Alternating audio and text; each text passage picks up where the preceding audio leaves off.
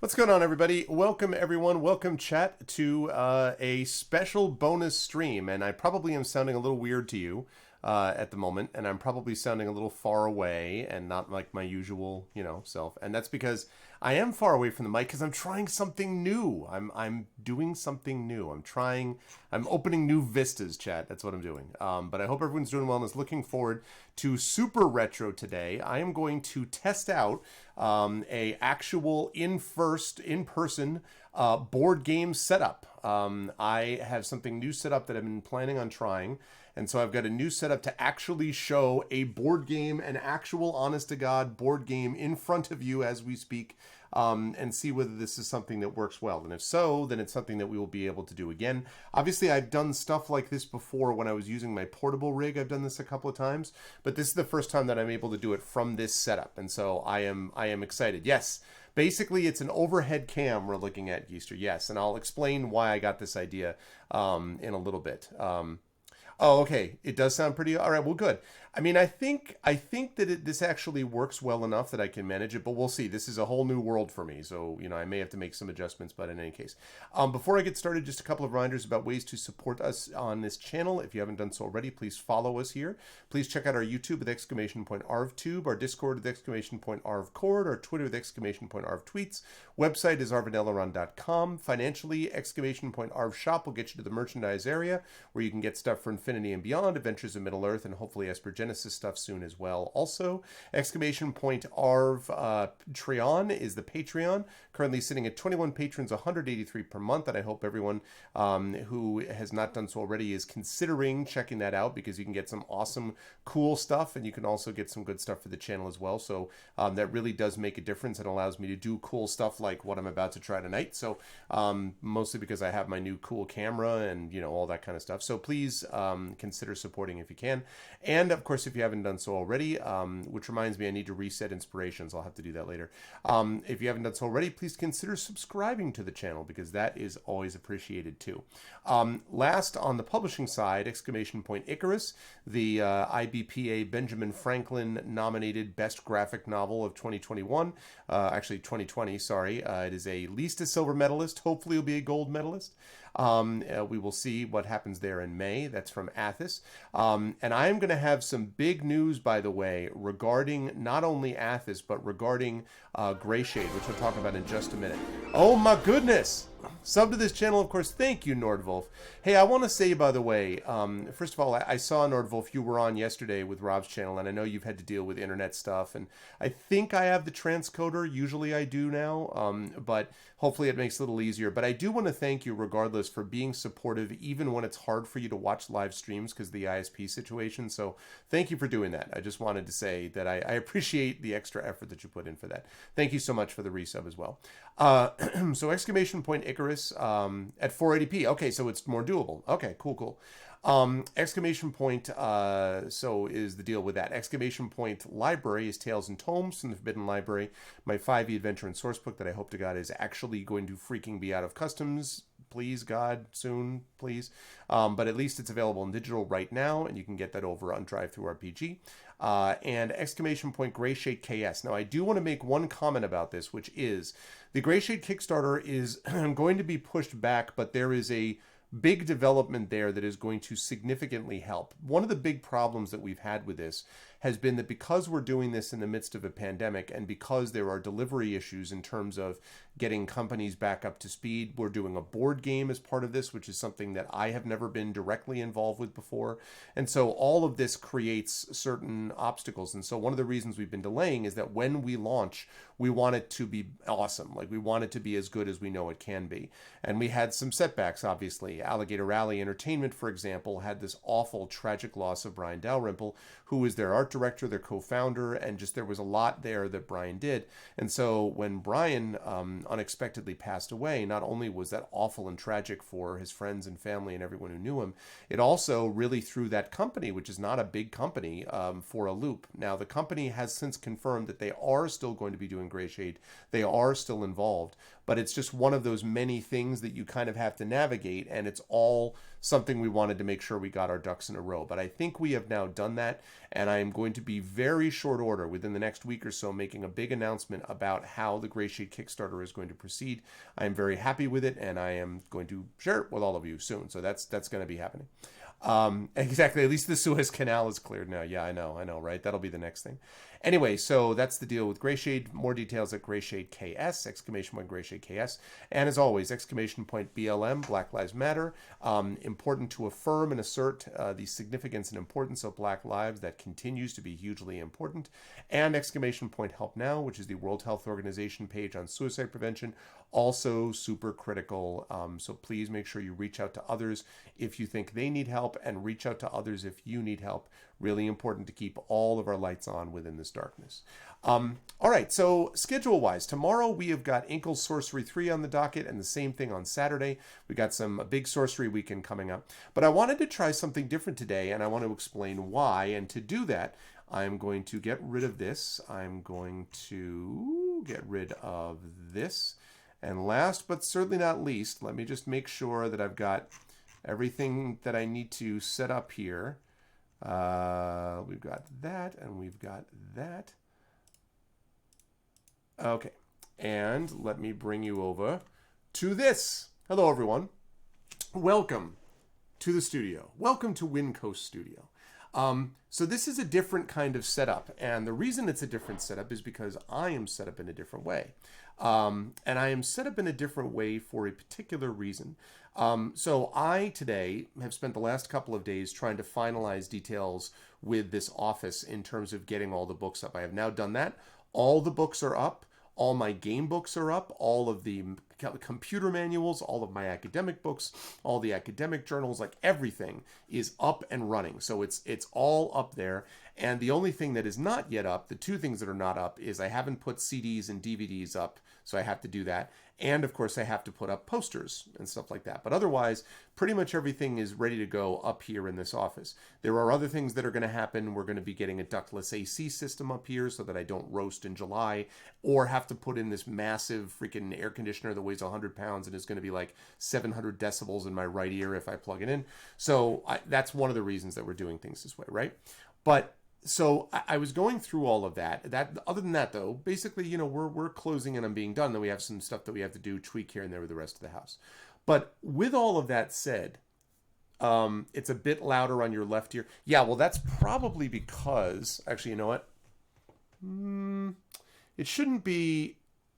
Well, it shouldn't be too much. It is a little louder on my left ear too, actually. Let me go check that out. Oh, I know why. Because I made a mistake. All right, let me see.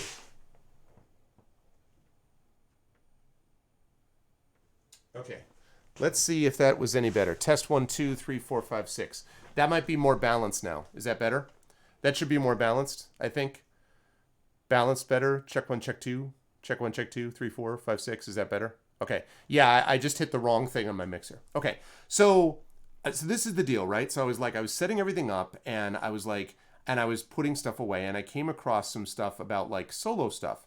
And Aaron had tweeted at me this morning saying that there is a new Kickstarter out from a company called Legendary Games that's going to be the second of their big solo adventures. Their first one is called Valley of Bones, and I've actually played a little bit of it. I was going to play more of this demo just to try it out.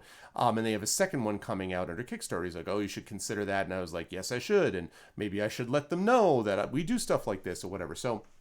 But it got me thinking about solo games, and it got me thinking about my new setup here. The desk is big enough that it has done what I wanted it to be able to do, which is to set up a place where I can put a table and I can put a board game on top of that table so we can actually play, honest to God, real board games. Now, I can't fit a ton of people around here, but I could definitely have two. So I could see Mrs. Arv playing with me up here, or Little Arv playing with me up here, or something like that. If I'm going to play more than that, then I've probably got to use my rig downstairs and like move Arv box or things around so I can actually do more people. But 1 to 2 people absolutely can do this, and it'll be good for other kind of unboxing type of things, right? And so I have set things up so that if this all works properly, Although I can see already. No, did this get moved around? Hold on. Let me just make an adjustment here. Let me adjust just a moment. You have no idea what I'm adjusting yet. I would like to... Oh, and I need to move that out of the way. Okay, good. And, ladies and gentlemen, all right. Welcome to a card table and an honest-to-God, head-down, webcam on-cam thing. And I have my wireless mic, so I'm able to control OBS. I do not have a wireless keyboard at the moment because I have a long wired thing that I got instead. So now I have this, which allows me to do like what we've done before, basically, right? It allows me to sort of set up these things and actually play in person on stuff. And so I went through looking at my solo games, and I bring to you, chat, aw yeah, Chainsaw Warrior. Now, I want to be clear about this game, okay? This game is very, very much about style, okay? This game is very much about style. This game is also extremely difficult. Now, there is a computer version of this, a computer game version that you can get on Android of Chainsaw Warrior. That is not nearly as difficult as this game is. I have had this game since it came out in the mid-'80s, and I can probably, I would say I've maybe won it 9 or 10 times, and I played it a lot back in the 80s and somewhat in the early 90s. And then I've kind of come back to it here and there, you know, at different times, but it's been a long time since I've had a chance to play it. So yes, it is basically Duke Nukem, the board game. And it's very, yeah, and that's actually appropriate. It's very much like, you know. So this is Games Workshop, and this is back in the day when Games Workshop was actually more than just Warhammer all the time, right? And so I was like, you know what? Why not actually see how well this works? I can actually test out the board game situation, and we can see whether it works. And we can do one of those cool things like this. So I've got my C922 on a tripod, hooked up here, facing down from my desk onto the table. I've got my camera, my awesome Canon M200, M300 rather, focused over on me this way. So I'm zoomed in on me so I can see this way. And then I've got my mic over here, and you can actually see the mic here so that you folks can hear me. And if it works, then it's the kind of thing we'll be able to do again in the future. The only thing I do want to warn people about is that in about 45 minutes, I will have to take a little bit of a break because I'm going to have to help put little Arv to bed, you know, because I always like to read to her. So there'll be about a 5 to 10 minute break and stuff right about 45 minutes from now-ish. So I'm just letting you folks know that. And I'm not always going to be able to do this, but this is a bonus stream, so I thought I would do that. So Chainsaw Warrior. So we're gonna get the classic unboxing, although of course I have already unboxed it before. So here we go. We've got your rooms. Whoop. Got your rooms right there. You've got your what's up, Rockod? Oh, awesome, Triffid. That would be cool. You've got your, as what you always need, a wandering zombie. Got that. You've got your equipment. Need to have your equipment. Actually, I shouldn't be putting this off cam. I should be putting it on cam. So we've got that. We've got that. When I opened this box the other day, you should have seen, like, the rubber band that I pulled off one of these things was like, it just basically just disintegrated. It was just like, it's like, okay. Wandering monsters. Exactly. Okay, cool. Thank you, Notable, for understanding. So we got your classic 6-sided, right? 2 6-sided dice. And we've got 2 other things. We've got the mission briefing. Always need to have your mission briefing. And we've got the rules. Sorry, not the rules. We've got our, oh yeah. You have a mini graphic novelette to basically introduce the game.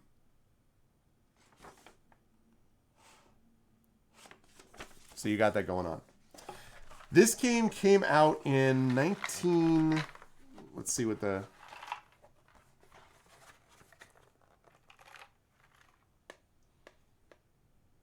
1987 is when this game came out. 1987. And now we've got the box. Now I have to say, now Chainsaw Warrior is very much, like I said, it's a style game, right? A lot based on style. But the board... This is the part where I'm kind of like, how is it possible that a company that did Talisman and did all these amazing things, how is it possible that somehow they could produce this board? So I'll show you what I mean. So you're like, awesome, you're going through a house and there's a mansion, it's filled with zombies. And then you get like,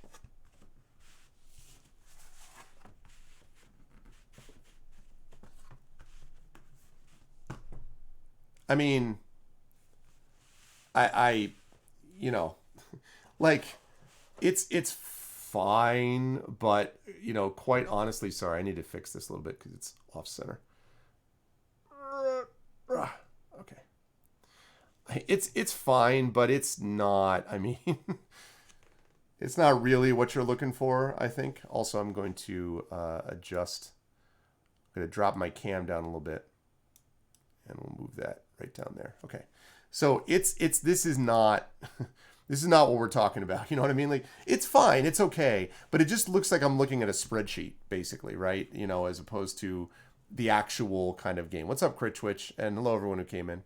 So yeah. And I have to say, it's been a long time since I've played this version of it. I mean, at least 10 years. So I'm going to need to remember again what the hell I'm doing. So, and then we have all of this stuff. You got your tokens. All right. You got all of your tokens. So let's talk a little bit about this mission briefing here. It's fine. This is fine. Okay. Welcome to Chainsaw Warrior, a game of danger and excitement for one player. One player. You are the warrior, battle-hardened and trained to a peak of fitness, a walking killing machine. Thank you, Takajia. Good to see you, man. But this time you may well have met your match. The building is the center of a gigantic warp in space and time, and through it are pouring foul creatures, irradiated mutations, undead zombies, and worse. And at the heart of their fearful corruption sits the darkness, readying itself to destroy the whole of New York City. You must venture into the building, vanquish all the undead opponents darkness will throw at you, fight your way into the depths of the building, and destroy darkness before it can obliterate the city. Now it says if any of the pieces that it lists are missing, you should write to Games Workshop Limited, Shootin' Street, Hilltop, Eastward, Knots, Nottingham, blah, blah, blah, blah, blah. I wonder if they still honor that 34 years later, whatever. All right, so assemble the board, read the comic strip, read these rules. There aren't many. It won't take you that long, blah, blah, blah. Okay, the first thing you must do is create your warrior. All right, so we are going to, and I'm going to be doing this backwards, chat, because I am, trying to show you all the board. So I may not get all of this right as we go through, but, I hope you will understand nonetheless. I'm going to move that over there. I'm going to move these pieces here. And I'm going to slide this down by you. Okay. All right. So first thing you have to do is create your warrior. He is defined in terms of abilities and attributes, numbers which represent strength, fitness, skill with a gun, and so on. So first of all, we're going to roll attributes. You roll 4 dice, and you're going to add the results together. The number rolled is your endurance rating. This determines how long you can resist the effects of things like radiation damage and zombie venom. All right, 4 dice. Here we go. 9 plus 6. Okay, so 15. So 15. Place the endurance marker, which it says is circling arrows, so it looks like this. Like that. Place that on the endurance track on the game board. All right. Well, let's see. Where's my endurance track? This is endurance. We're going here. 15. A gun. Oh, no, you get chainsaws too. Don't you worry. All right, 15. Now, wounds. Roll 2 dice and then add 6 to the result. This is your wound allowance. This value will change as you fight the deadly inhabitants of the house. When this number is reduced to 0, you are dead, the forces of darkness win, and New York is lost. I do want to point out that I safely left New York and moved out of New York before this happened. So I just want to be clear that before I try to save New York, I've already left it. So I'm just saying. Okay. So we're going to do that. So 2 dice and add 6. 7 plus 6 is 13. Slightly above average. Okay, so now we're going to place the appropriate marker, which is the red cross. So let's see. Let's see what we can do in terms of finding the red cross.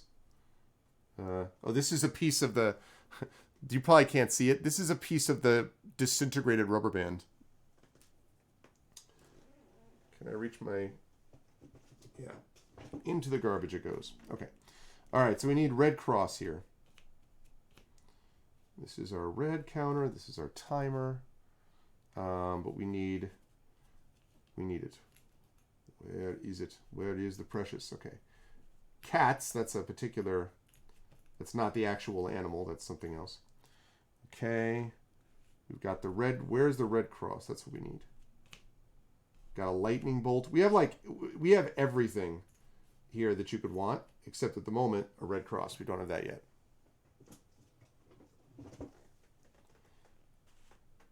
Well, I mean, listen, Miranda, it's well known that in New York, to New York City residents, upstate means anything in Yonkers and above. Yonkers is basically like directly north of New York City.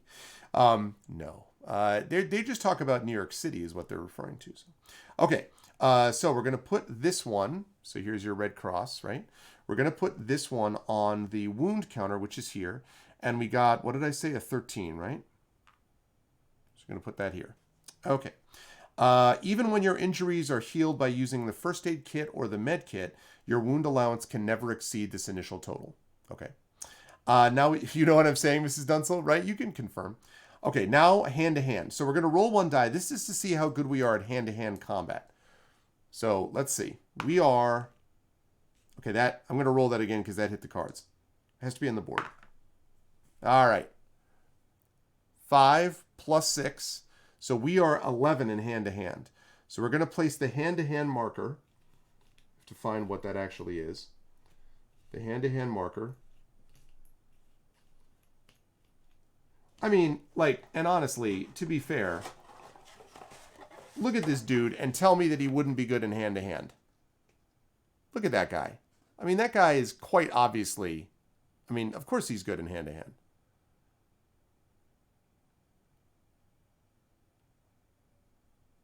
That's funny, Rock God Intrepid.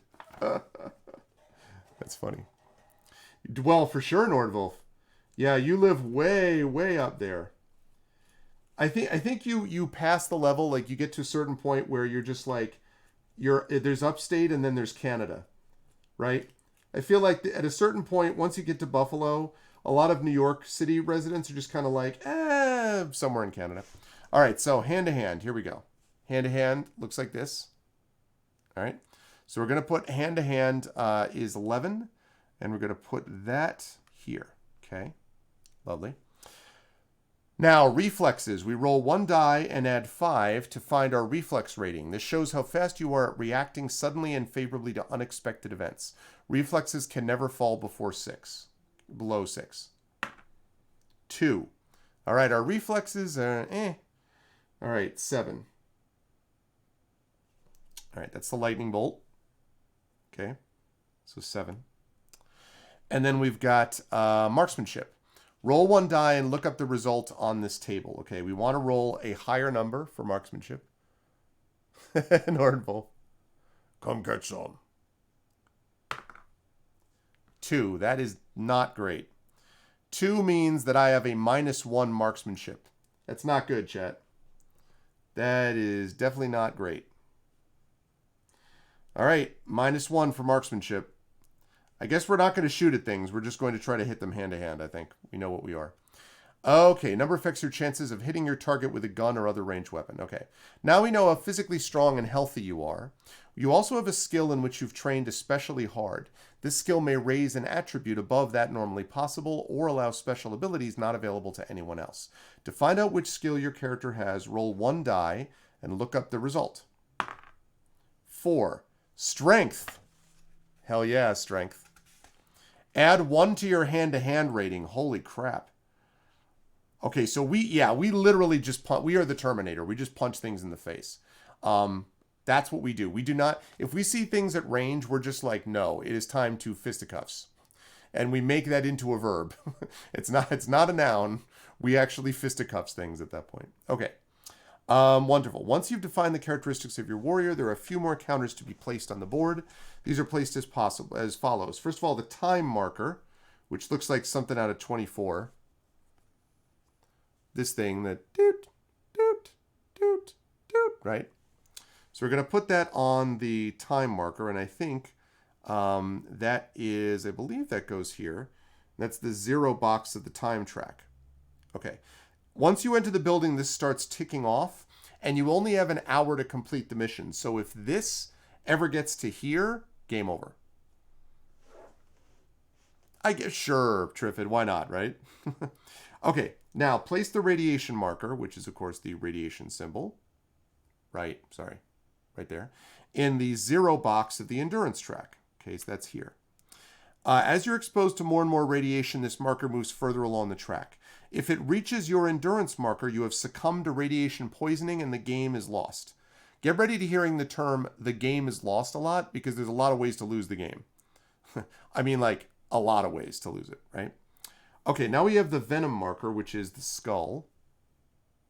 Okay, that is also placed in the 0 box of the endurance track. As you're exposed, on your mission, you will encounter many undead zombies who will try and bite you. Once you have been bitten once, the venom will thrive and slowly spread through your whole body. As you are corrupted by the zombie venom, the marker is moved along the endurance track. If it reaches your endurance marker, you turn into a zombie. Darkness wins, you lose. So to be clear, if we get to 60 before we find darkness, we lose. If we get radiation that reaches our endurance, we die of radiation poisoning, we lose. If we get bitten by a zombie and the poison hits our endurance, we turn into a zombie and we lose. So again, we lose a lot. Just finished playing Forbidden Desert. Nice. I have Forbidden Desert. Oh, it's downstairs. We have it downstairs in the family room, in the living room. But yes, we have played Forbidden Desert quite a bit. We have Forbidden Desert, Forbidden Island. There's another one, Forbidden something else. But anyway, yes. I think that's Matt Leacock, if I'm not mistaken. Yeah, we like those designs. It's a good game. Sky, that's right. We have that too. We have Forbidden Sky too. Yep. Yeah, I like those games. Cool. All right. Blah, blah, blah, blah, blah. All right, now separate the cards into 3 decks. The Wandering Zombie deck is made up entirely of... What do you think, chat? Wandering Zombie deck. Any thoughts about what that might be made of? What, wandering zombies? What do you think? What are we looking at? Forbidden Dessert. Yeah, piglets. Definitely piglet. I mean, that's clearly right. I mean, that no question. It's made up of cake. Yes. Forbidden Island was the first one. Forbidden Desert is more complex. I think is probably a better game. And Forbidden Sky is really cool too. But in a way though, you know, all 3 games still hold up. They're just, it's really the setting and the environment that really distinguishes them, I think. They're both really cool. Made of pasteboard. Yeah. Oh, in case you want to see, actually, I'll surprise you with these zombies. So, all right, we're going to shuffle these. All right, so Wandering deck. And then we've got the equipment deck. Now, we're not going to shuffle the equipment deck because the equipment deck obviously is stuff we need to go through sometimes. So,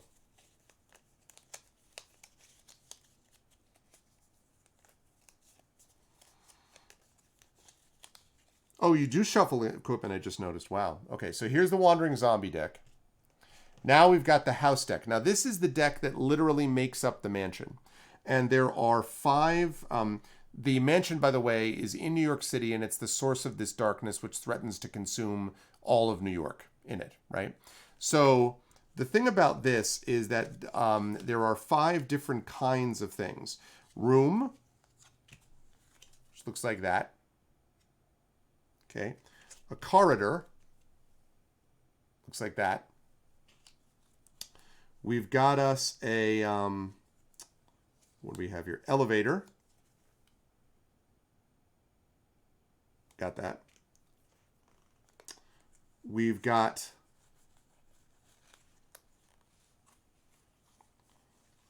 stairs. Yeah, New York is the source of all darkness. Yeah, I think Mrs. Dunson would agree. Stairs, right? And last one is a balcony. Okay. So what we have to do before we shuffle these cards is we have to remove the darkness card. And the conservatory, yes. we have to remove the darkness card. All right, so.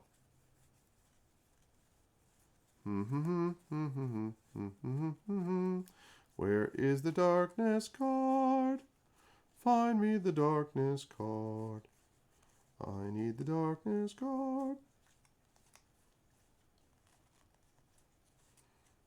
Where are you, the darkness card? Maybe we already won. There's no darkness. Maybe we're all good to go.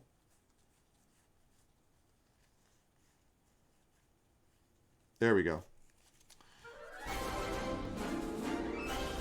Oh, thank you, Configuration Queen. Right, exactly. You remove the darkness and we win, right? That's how this takes. No gazebo. Thank you so much, Configuration Queen, for the tier 1 sub. 3 months. I believe that means that you're elevated to a new quill color, if I'm not mistaken. I believe you're elevated to a new quill color. So thank you very much, Configuration Queen. Thank you, thank you. All right, folks, here's darkness. You ready? I don't want to give you nightmares, but you know. That's darkness right there. Hello, darkness, my old friend. I've come to defeat you again. And while you're sitting on this little card. Ah! Okay, so remove darkness. Then we shuffle the whole deck. And we split it into 2 equal piles. Now, one thing I'll say is that this definitely has... Yeah, I realized when putting away my games over the last couple of weeks and like reshelving them and stuff, the actual build quality of games in the 80s was garbage. Like the components on most of these games were terrible. If you look at the games back then that I like, the games that I have from like 70s, 80s, even up into early 90s, the boxes are a mess. Like the boards are like whatever, just garbage. It really did not happen until board gaming started to pick up a little bit that they started making actual, honest to God, you know, legit boards. Like even big games like Payday and Monopoly and the sort of mainstream games, right? The board, like the freaking boxes were just terrible. There was one game that I have, I think it's actually Clash of the Titans maybe, where the big selling point on the outside of the box is reinforced box corners. So you know when you have to sell the fact that you have reinforced box corners, you're probably not dealing with you know what I mean? Like not just, yeah, like it's crazy. CQ, right? Like I just couldn't believe, like my Dark Tower box, forget it. Like the game itself inside is held up really well, but the box, good Lord. That's why whenever you see these people who have these games from that time period that are in mint condition, I'm like, did you ever actually play this game? So, all right. Also, it means that I can't do the shuffle. I like to do the, you know, zip, and then the riffle shuffle. Can't riffle shuffle these cards. These cards are not, how you say, well designed. Okay, so we shuffle them together. And then what you do is you split it into 2 equal piles. Seems roughly equal. And then you take one of them and you place it face down on the deck 1 box on the upper part of the board. Okay, deck 1. Now the second one, you add the darkness card to the second pile and shuffle it thoroughly before placing it in the deck 2. So that means that we know that we're not going to encounter darkness until we get to this deck over here. Yep, much tape, exactly. And even the tape, like the whatever cardboard they used was like not very sticky, so tape wouldn't really stick onto it. It just was like, what are you doing, man? One thing I'm really excited about is that if this works, it means I'll be able to play more Journeys of Middle-earth. I did that once, a couple times for you folks when I was in the old place downstairs, and it took me a long time to set up, and it worked okay. But what I really love about this is the fact that I actually have a cam that I can look at you for, can hear me through the microphone, and we've got the board in front of me. I am having to play upside down. That, you know, that's a little bit not optimal, but other than that, it's good stuff. All right.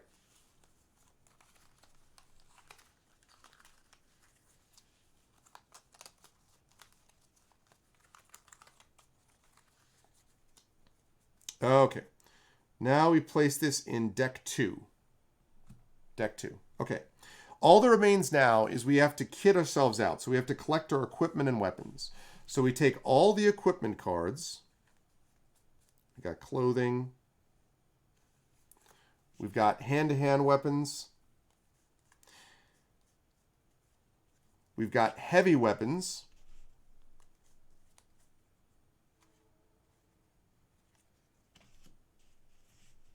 Let me move that up. So we got the wandering monsters. So we got this. Whoops.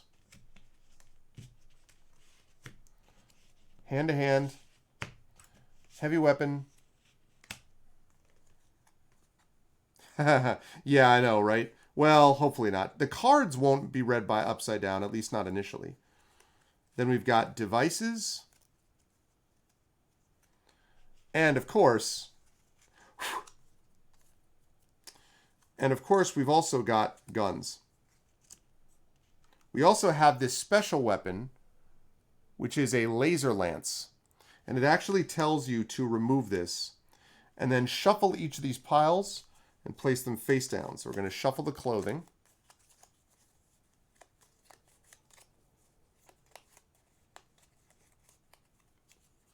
Yeah, you know the problem with that though is that I can't flip in OBS. I can't flip this horizontally. At least I don't think I can. I can flip it vertically, but here's what happens if I flip it vertically. Yeah. So here's what happens if I flip it vertically.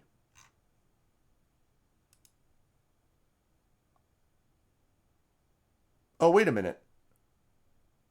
No, maybe I'm wrong. Oh, that's cool. Maybe I'm completely wrong.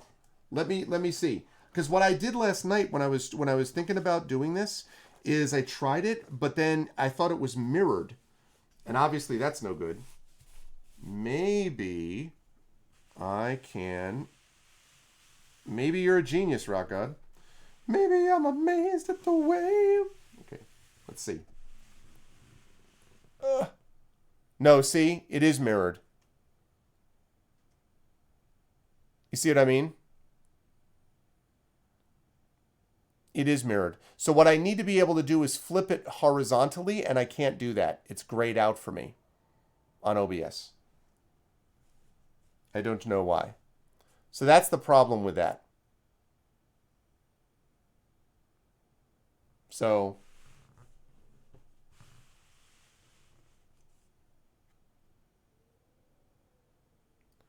flipping the... Oh. Oh, literally flipping the camera upside down? Oh, gosh.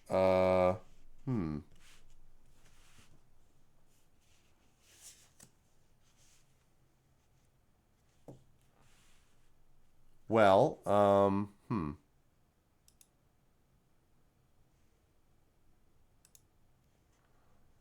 wish I could just flip it. I wish it would just let me... Oh, I can.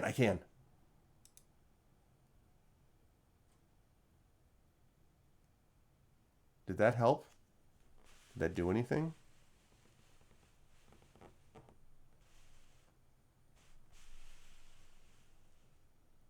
No, it doesn't do anything, right? It's still mirrored. What if I do both? What if I flip vertically and I flip horizontally? Shouldn't that then... I think this may do it. Yeah, this is right. This is right. Look at this, chat. We did it. There we go. Flipped horizontally and vertically. That's all we needed to do. Look at that. Outstanding. All right. And you're right, by the way, that we can't see. Oh, I think I might be able to fix that problem now that I think of it. Thanks, Rock God.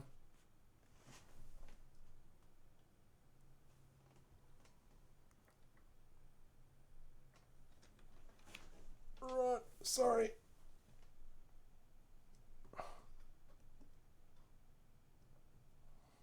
Okay.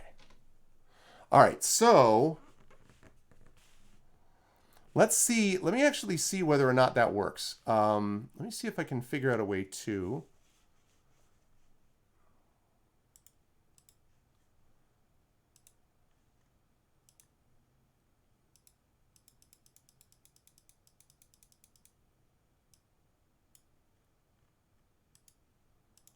Okay. So now we're zoomed in. You can still see, I think, the whole board. You can't really see those instructions down below, but you can see some of that anyway. Thank you. Yeah, I'm actually really are people liking the setup? I mean, I have to make some tweaks, but I actually think the setup works pretty well. Yeah. Yeah, so I think that's going to be good. This will make it so that I can actually make it happen. All right, cool. Nice. That's cool. People just have to remind me to unflip horizontally and vertically, or I'm going to get really confused, when I'm trying to do that. Oh, okay. See you, Nordvol. Thank you, man. Thank you for stopping by nonetheless. Okay. So, okay. So we got that. Let's get our close in play. All right, cool. So, shuffle each of these decks. See, this is back in the era where they managed to keep people entertained by constantly making them set up stuff forever.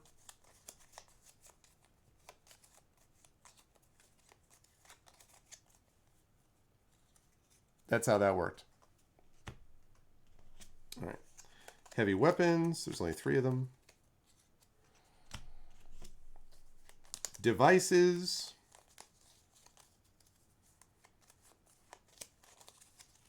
Yeah, I know, right? Takanji, seriously. This is when we had commitment and a lot of free time. Okay. Now, okay, so we did that. Shuffle each pile, place it face down alongside the board. Okay. Laser Lance. Place this card in the allocated space on the upper part of the board. You must take the Laser Lance with you, as it is the only thing except only for the Implosion Waistcoat, which can destroy darkness. However, it doesn't cost any of your equipment allowance to take with you. It has 3 uses, so we can use it, several times, but, we need to save one of those uses against darkness. So, okay, equipment allowance. To determine which equipment you can choose, you must find out your equipment allowance by rolling 1 die and adding 2. 5 plus 2. We have a lot of equipment, chat. Whoops. So we got a 7. So that's the number of equipment points which you may spend. Each type of equipment has a cost given on the back of the card in the table above. You may choose as many items as you wish up to your equipment allowance. When you come to choose the items, you must pick them at random from top of the face-to-face bound piles. Once you've chosen all the equipment and weapons you're allowed, place them in the boxes on the board. All right. Now, chat. We already know that our guy is not, how you say, good with the guns. He's probably going to have to get a ranged weapon because there may be some things that you literally can't defeat without guns. But most of what we're going to be doing here is going to be very much in the area of hand-to-hand stuff and clothing. So let's start with a hand-to-hand weapon. So we have 7 that we can do. So this is cost 1. It is a throw net. Oh, which isn't going to help you. There we go. A throw net. Sorry. I'm like trying to look at it on the screen. There we go. A throw net. So, in place of hand-to-hand combat, you may throw one of these to immobilize one opponent and defeat it. It doesn't affect darkness or the meat machine, nor does it protect you from radiation or venom advancement. All right. So we got a throw net. Okay. We have 6 left. Let's get some clothing. Ah-ha-ha. Yes. We've got it, chat. We got the helmet. Now, a helmet, zombies always bite for the head. While wearing this, you can't get venom infected no matter how often you're wounded. Hell yeah. Put that helmet right on my buzz cut. That's what we need. All right. So we got a 5. So we have 5 left. Now, here's the thing. I thought it was going to be a trench coat. Here's the thing. Devices are really useful, and we are probably going to need a single gun. But man, those heavy weapons are really nice. So we're going to need 1 gun. Let's get a gun. We got a submachine gun. All right. I can get down with that. Submachine gun, chat. Oop. I can get down with that. Submachine gun. Okay. So we've got that. And that means that we have 3. So 1, 2, 4. So we've got I think we said 7, right? So we've got 3 left. So here's where it gets hard, because we could get another hand-to-hand weapon and a device and a piece of clothing, or we could get one heavy weapon. The heavy weapons are awesome, but they're usually limited use and they're expensive. Heavy weapons cost 3. So we have 3 points of equipment allocation left. So the question is, do we get a heavy weapon, or do we get another clothing, hand-to-hand weapon, and a device? What do you think, Jet? I gotta say, I'm kind of disappointed in that throw net a little bit. Like, our boy does not throw nets at things. I mean, I guess he will have to, but... So what do we do? Do we go heavy weapon? Clothing, hand-to-hand device. Chainsaw warrior, so I'd go for heavy weapon. Yeah. Oh, man, they're so good, these heavy weapons. I'm really glad we got that helmet. Clothing, hand-to-hand device. Yeah.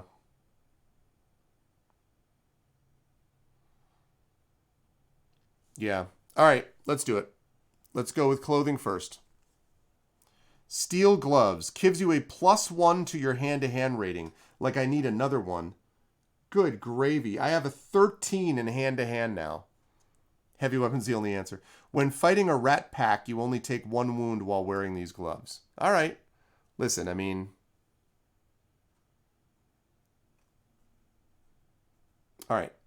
1 more hand-to-hand and 1 device. Aha, knife. Adds +1 to your hand-to-hand rating. What? I can't even... I'm maxed out already. Or it can be thrown. If the throw misses, you must kill your opponent to retrieve the knife. Okay. And a device. Yeah, how you doing, West River? Teleport implant. If you lose your laser lance, you can immediately leave to replace it. Well, that's useful. All right. There we go, chat. We got a throw net, a helmet, steel gloves, a knife, teleport implant, a submachine gun, and a laser lance. Nope. Once you're in the house, you're in the house. So you have to kind of stick with what you have. Although, as it says, you can go out and replace your laser lance anyway. Okay, finally shuffle the Wandering Zombie deck. Place it face down to one side alongside the board.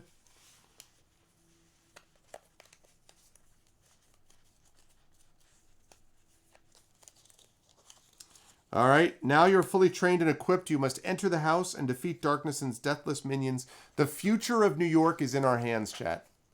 Okay? So if you want to save New York, it's up to us.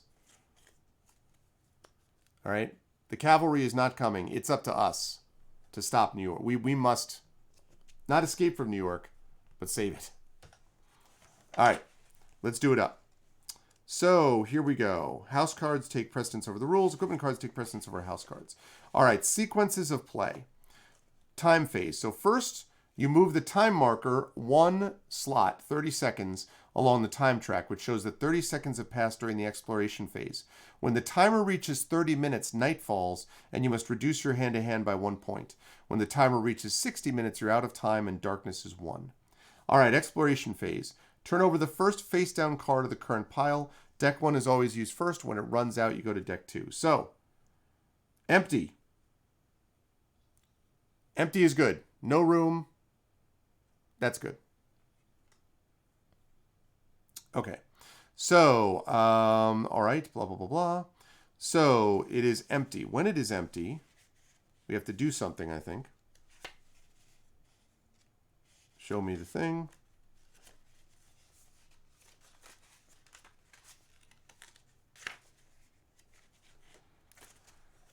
Okay, let's see. Certain areas of the house contain no hazards, except possibly for a random wandering zombie, which will appear on a roll of 6 on 1 die. Not a roll of 6, no zombie, hell yeah. On we go. Okay, so time phase, minute passed, we explore, and we have found a rat pack. And I don't mean the rat pack with like Sammy Davis Jr., and I'm not talking about that. So weird, like looking in a mirror to try to get this card right. There we go. It's not going to zoom in because, or it's not going to focus because webcam, but. All right. So it's a rat pack. Now we get a chance to see what combat is like. So if the creature, here's how this works. If the creature is a mutant, and let's see whether we know how we find out it's a mutant. As I say, it's been a long time since I played this, so.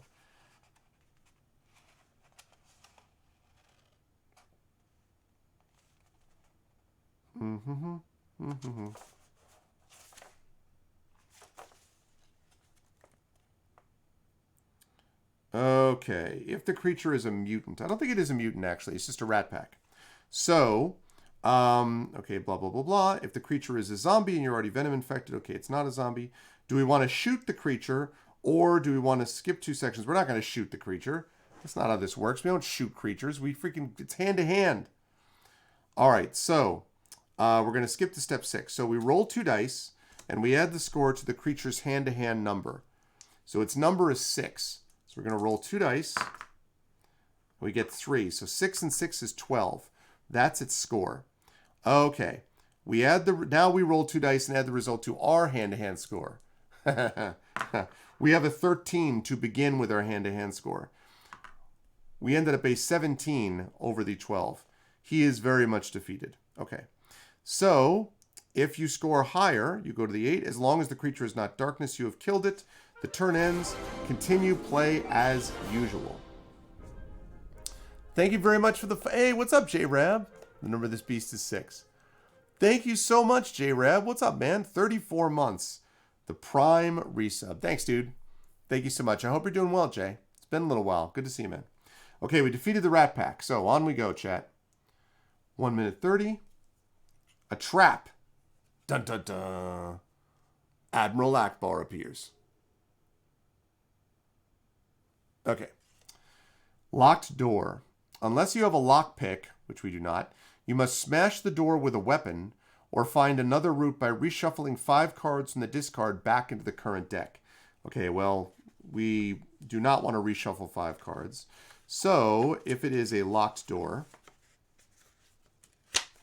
and a lockpick set is in the devices, by the way. Okay, so on each weapon's card, there is a rating for smashing a door. You must roll this number or higher on 2 dice to remove the door. If you fail, add 30 seconds, check for a wandering zombie, and either try again or retrace your steps. So let's see. The knife does not count.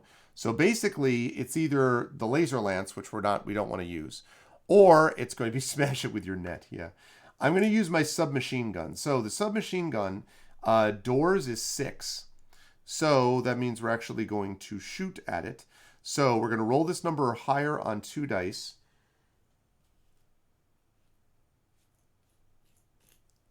All right, we need a 6 or less. A 9 is not a 6 or less, to be clear. And also what that means is that we used up one of our bullets.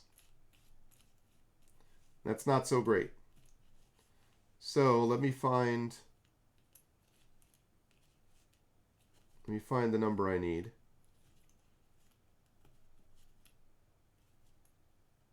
I'm actually looking for 9 left. Seriously? Where is 9? There we go. 9 left. All right, we have 9 uses. We failed to open it. So we add 30 seconds. Check for a wandering zombie. And there's a wandering zombie. Well, that's great. Okay, we've checked for a wandering zombie. So when we get a wandering zombie, that means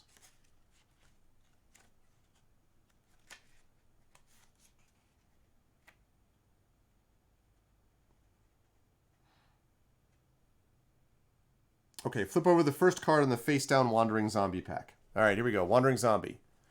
I do have my helmet. It is true. Okay, here we go, chat. Our first zombie. And he's a mean dude. You can tell. This guy has not had a good day. All right. So we're dealing with this zombie right now, and he's fairly strong. So, first of all, the creature is a mutant. We roll for radiation damage. He is not a mutant. So the next step is, if the creature is a zombie and you're venom infected, you roll for further venom infection, but I am not, and so there's that. And so, in that case, it's about either shooting the creature or going hand to hand. Now, I've got 9 uses of my gun left, so I think we're going to hand to hand this.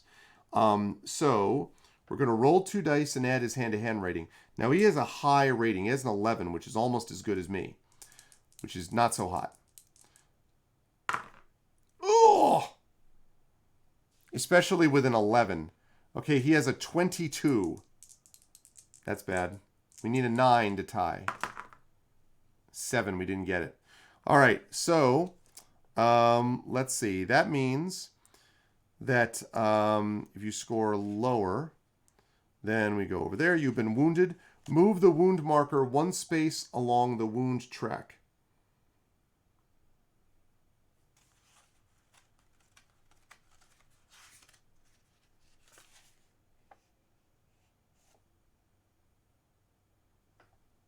Where's the wound marker? I guess it's that same one.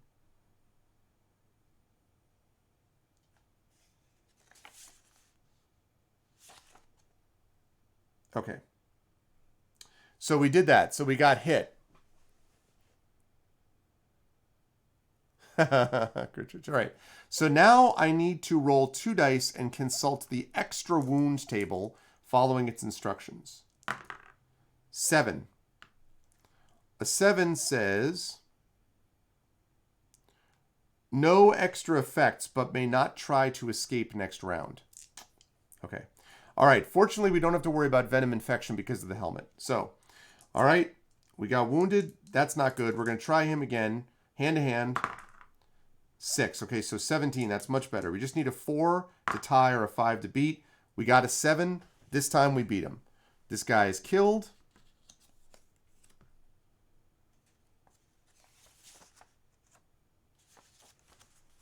Okay.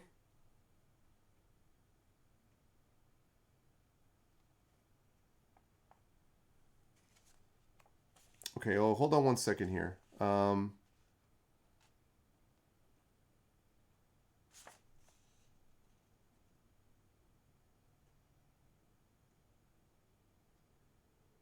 Okay, then go to 7.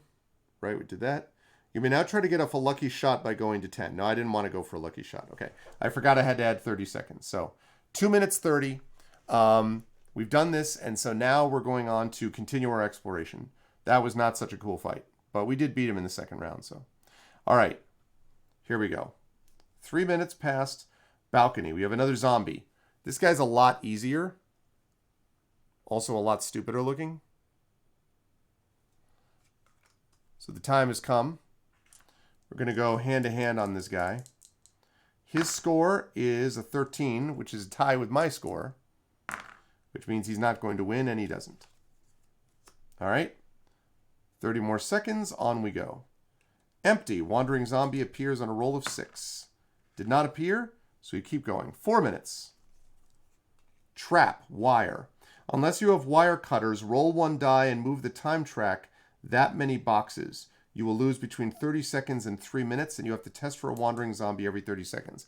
I don't have a wire cutter, so that means we've got to roll 1 die.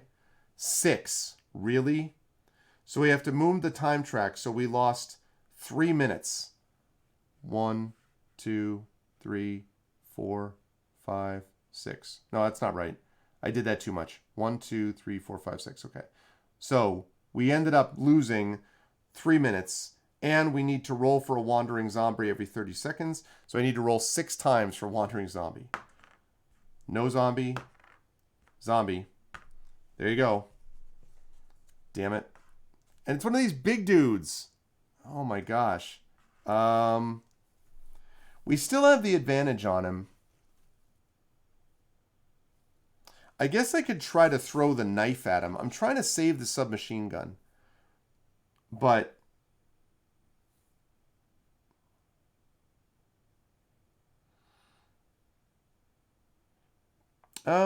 we could do that. The way we do it is we test our reflexes. Yeah, let's do that. Let's try to throw a knife at it. So to do that, we are going to test our reflexes. Now, our reflexes are not super great.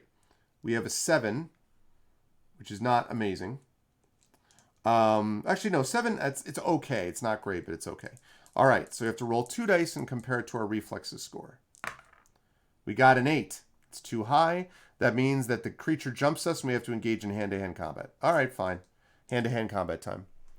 So, here we go. So we're going to roll for its hand-to-hand score.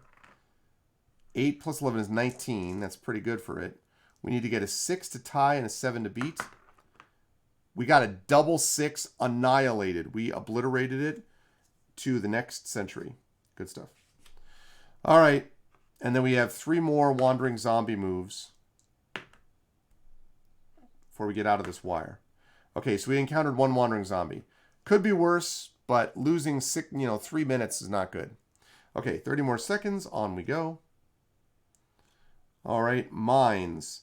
Trap. Test reflexes, adding 2 to the roll. If you fail, roll 1 die, add 1, and take that many wounds. Roll 1 die for every item of equipment. On a 6, the item is broken and must be discarded. Oh, that's not good. Okay, so test reflexes, adding 2 to the roll. So we're looking for a 7 or less. That hit cards. I'm going to roll that again. Thank you for the resub, Jedi Burner. That hit cards. Thanks so much, man. 10 months. Wow. Thank you, dude. Thanks, Burner. All right, here we go. 8 plus 2 is 10 because I had to do that, which means we failed. All right, so I have to roll 1 die, add 1, and take that many wounds. Okay, 2. So I take 3 wounds. 1, 2, 3. That's not great.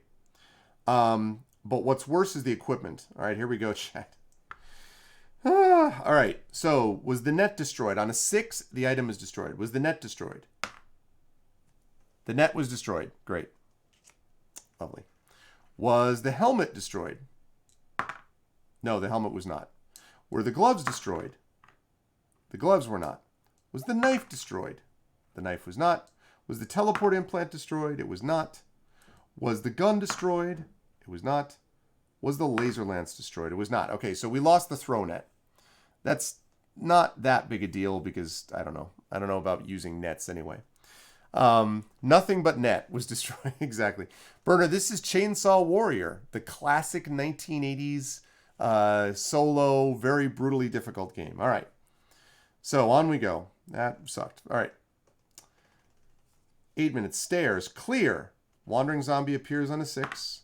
No wandering zombie. On we go. 30 more seconds. Balcony. Clear.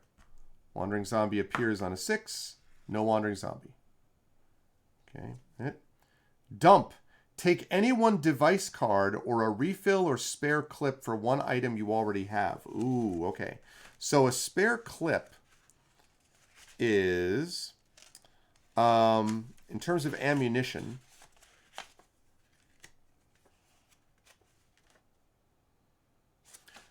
oh, the dump card. Okay, well, this will explain that. So the dump card says, let's see, dump, similar to dump 1, refill or spare clip. Okay, so what the heck is a spare clip, though? It should just be that we just have an extra set, I think.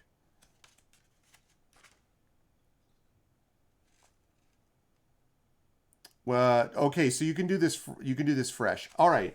So we could get a spare clip. So we have 2 choices, chat. We can either get a spare clip, which means that when this gets down to 0, the submachine gun, we refill it. So basically it means we have 19 uses of the machine gun instead of 9. Or we could get a device. There's no reason to get a refill because we only used 1 set of bullets so far.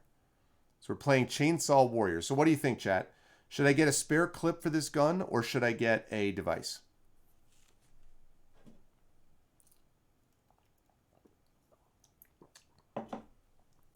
Spare clip or device?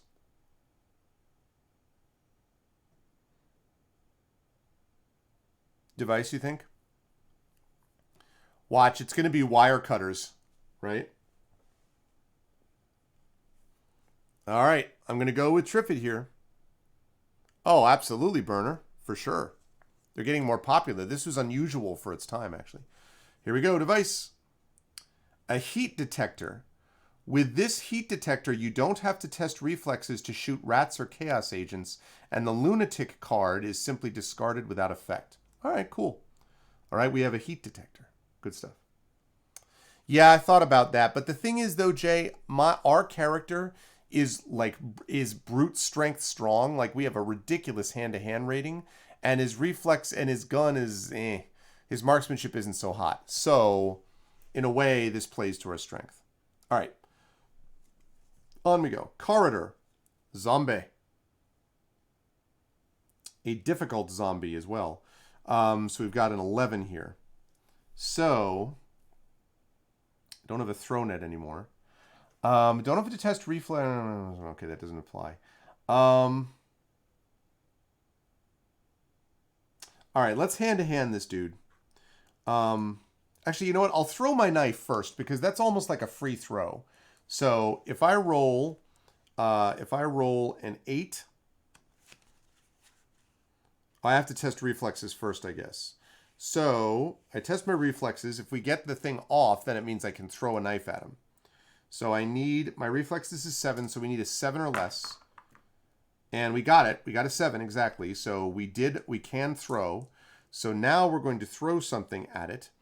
We can roll 2 dice and add or subtract your marksmanship rating to the roll. We have a -1 marksmanship rating. If it's equal to or higher than the number listed on the card, the creature is killed and the turn ends. So on here it says 8. So because of the -1, it means that we're going to need a 9 on 2 dice to kill it instantly. Otherwise, we got to hand-to-hand it. 7, that's not enough, so we didn't hit it. So now we have to hand-to-hand it. So first, its hand-to-hand score is a 17. We just need a 4 or higher. Oh! Wow, we got a 3. Well, that's hot garbage. All right, that's unfortunate. So that means we're going to take a wound. Let's see how many wounds we're actually going to take. Oh, actually, just 1 wound. Okay. Now roll 2 dice and consult the extra wounds table. A 9. Dazed, -2 hand-to-hand next round only. Well, great. Lovely. All right, so we have an effective hand-to-hand score of 11. He's got 11, I've got 11. So his score first is a 19. Our score, yes, doubles. Hand-to-hand this, sucker. All right, we killed him anyway. Oh, and I forgot I had to move this forward 30 seconds. My bad. All right. Could have been worse. Could have been worse. Okay, we defeat him. We get back our knife. On we go. All right, we're at the 10:30 mark. Mutant thing. Okay, this thing sucks. And I'll show you why. So first of all, lovely character.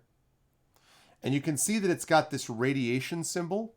That means that we take 1 die of radiation damage before we fight. And there's nothing you can do about it. You just take the damage. You just suck it up and take it. So, 4. So we're going to take 4 rad damage. So this moves forward here. 1, 2, 3, 4. If it reaches 15, we're radiation poisoned and we're dead. So that's bad. Okay, now it's time for us to fight. Because he's got a 14, that's kind of brutal. So I think it does make sense to use the submachine gun here. So I'm going to double. I'm going to try to taste my reflexes first of all. And I got it easily with a 2. So now we're going to try to shoot it. Mutants are an 8, which means we have to roll a 9 on this thing. And we got double 2s again, or double 1s again. No, only rats or chaos agents, Jay. Doesn't affect mutant things. All right, so we have to hand-to-hand this thing, which is unfortunate. All right. Its score, that's nice, is a 17. That's good. Okay, we need a 4 or higher. Yes. Okay, we defeated it. Awesome. Could have been a lot worse. That guy's nasty. All right, that worked out. Oh, and we're down to 8 uses on our machine gun. If you've ever played the game Arkham Horror, this game gives you a very faint echo of having to remember all of these things. The fact that you have to do the time marker, you have to count down how much time you have left and so on. And in Arkham Horror, there's like 6 or 7 of those clocks, it feels like, every turn. So Arkham Horror is super complex, mostly because you have to keep remembering to reset and move things forward. Also, I'm going to have to stop in just a minute and take a break so I can put little Lara to bed. So just a warning, word of warning. Okay, 11 minutes, on we go. Stairs, clear. Zombie on a 6, we didn't get one. 11:30, another mutant thing. Take 1 die of radiation damage before you fight. 3 radiation damage. It was on 4, right? 1, 2, 3. We're already like halfway to radiation poisoning. Okay. Now, this guy's got a score of 10, and we have a score of 13, so I think we're okay on this. I'm going to test reflexes and see if I can hit it with the knife anyway. Oh, I can't. The knife does not give me the ability to hit a mutant, so I can't do that. So never mind. So we're just going to hand-to-hand it. Yeah, it's just, and there's so much, like, I find Arkham Horror, you need to actually have everyone playing around you to have any chance. So, all right, his rating is 19. That's not so hot. We need a 6 or better. We got a 7. That's enough. We defeated him. Good work out of our team. So far, so good. Zombie. This is the Christopher Walken zombie. Oh, God. I can't. Okay. Reaching out. Or no, it's the, no, it's not Christopher Walken. It's Neil Diamond. Touching you, sweet Caroline. It is set in New York. We're trying to save New York as we speak, Dunsel. Yes. And how you doing? Okay, so we're going to try to throw one at the zombie and take it out, just because we might as well.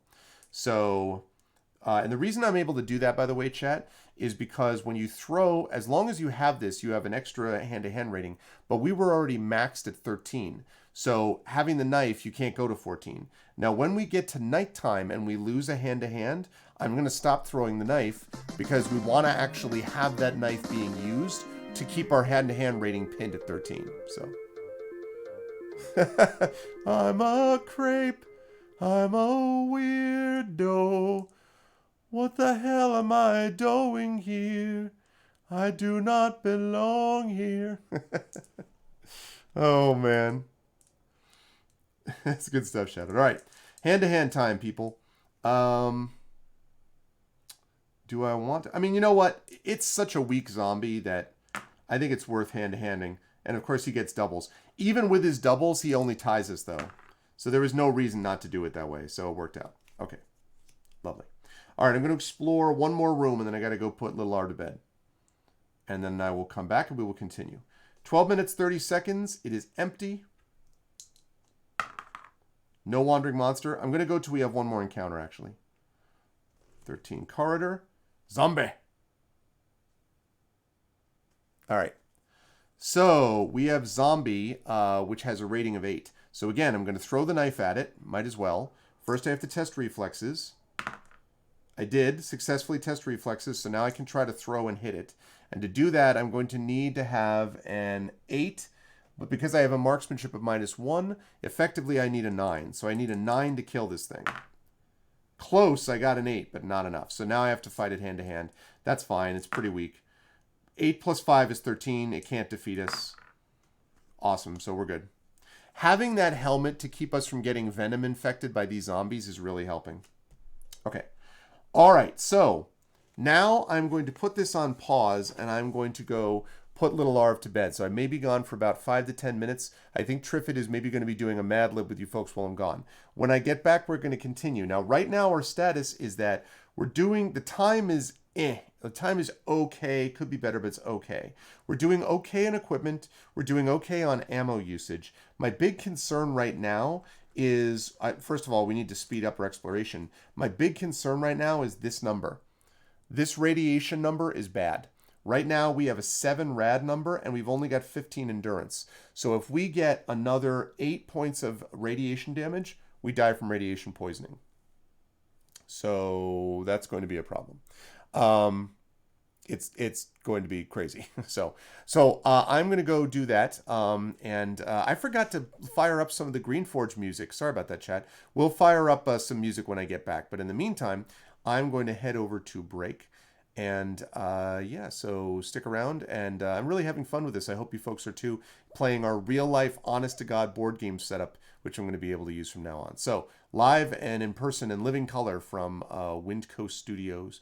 I am going to be right back. So stick around 5-10 minutes.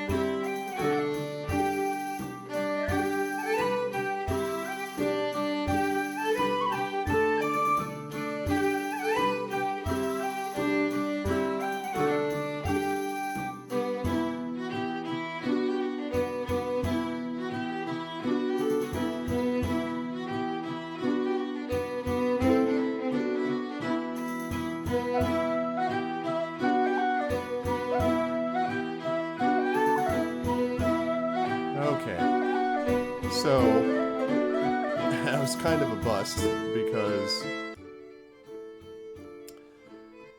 It's kind of a bust because I forgot that, my, one of the bathroom that's for the kids, is the bathroom for the kids has a kind of weird shower setup where the shower curtain doesn't really go across because of the way the house is, like the roof sort of cuts it off. So we're going to be getting a special shower curtain. So the result of that is that my daughter ends up showering in our room. So I was like, she wasn't in the kids' bathroom. She wasn't in her own room. So I'm like looking around the house. I'm like, where the hell did... And then I was like, oh, that's what the blah, blah, blah, blah.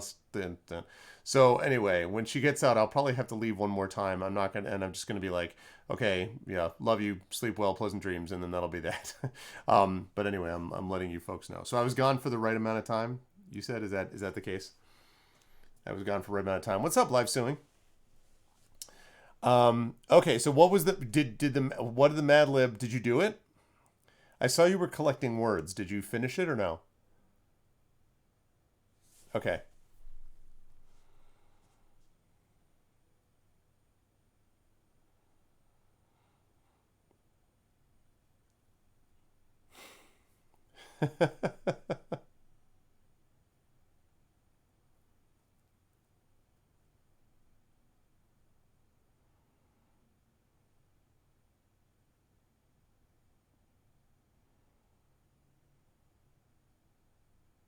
Nice. That's a good one. Okay. The sheet flew in a weathered bookshelf, and she flew all quickly. She was very exuberant, although she did not run it, and she was no longer the frosty alphabet of giraffe, but rather the alphabet of mouse hiding on a hard eyeball. But her wires were still clear and glorious, and she still flopped like a board on the house.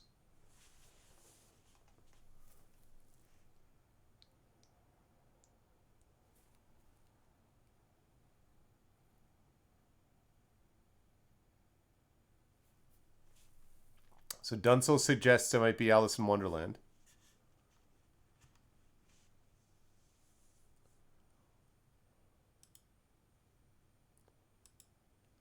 I'm going to set up for some music that I forgot I was not running combat music before, but I will do that for the game when we get started. Okay. And actually, I think we'll get back underway here while folks are guessing, making their guesses. Okay.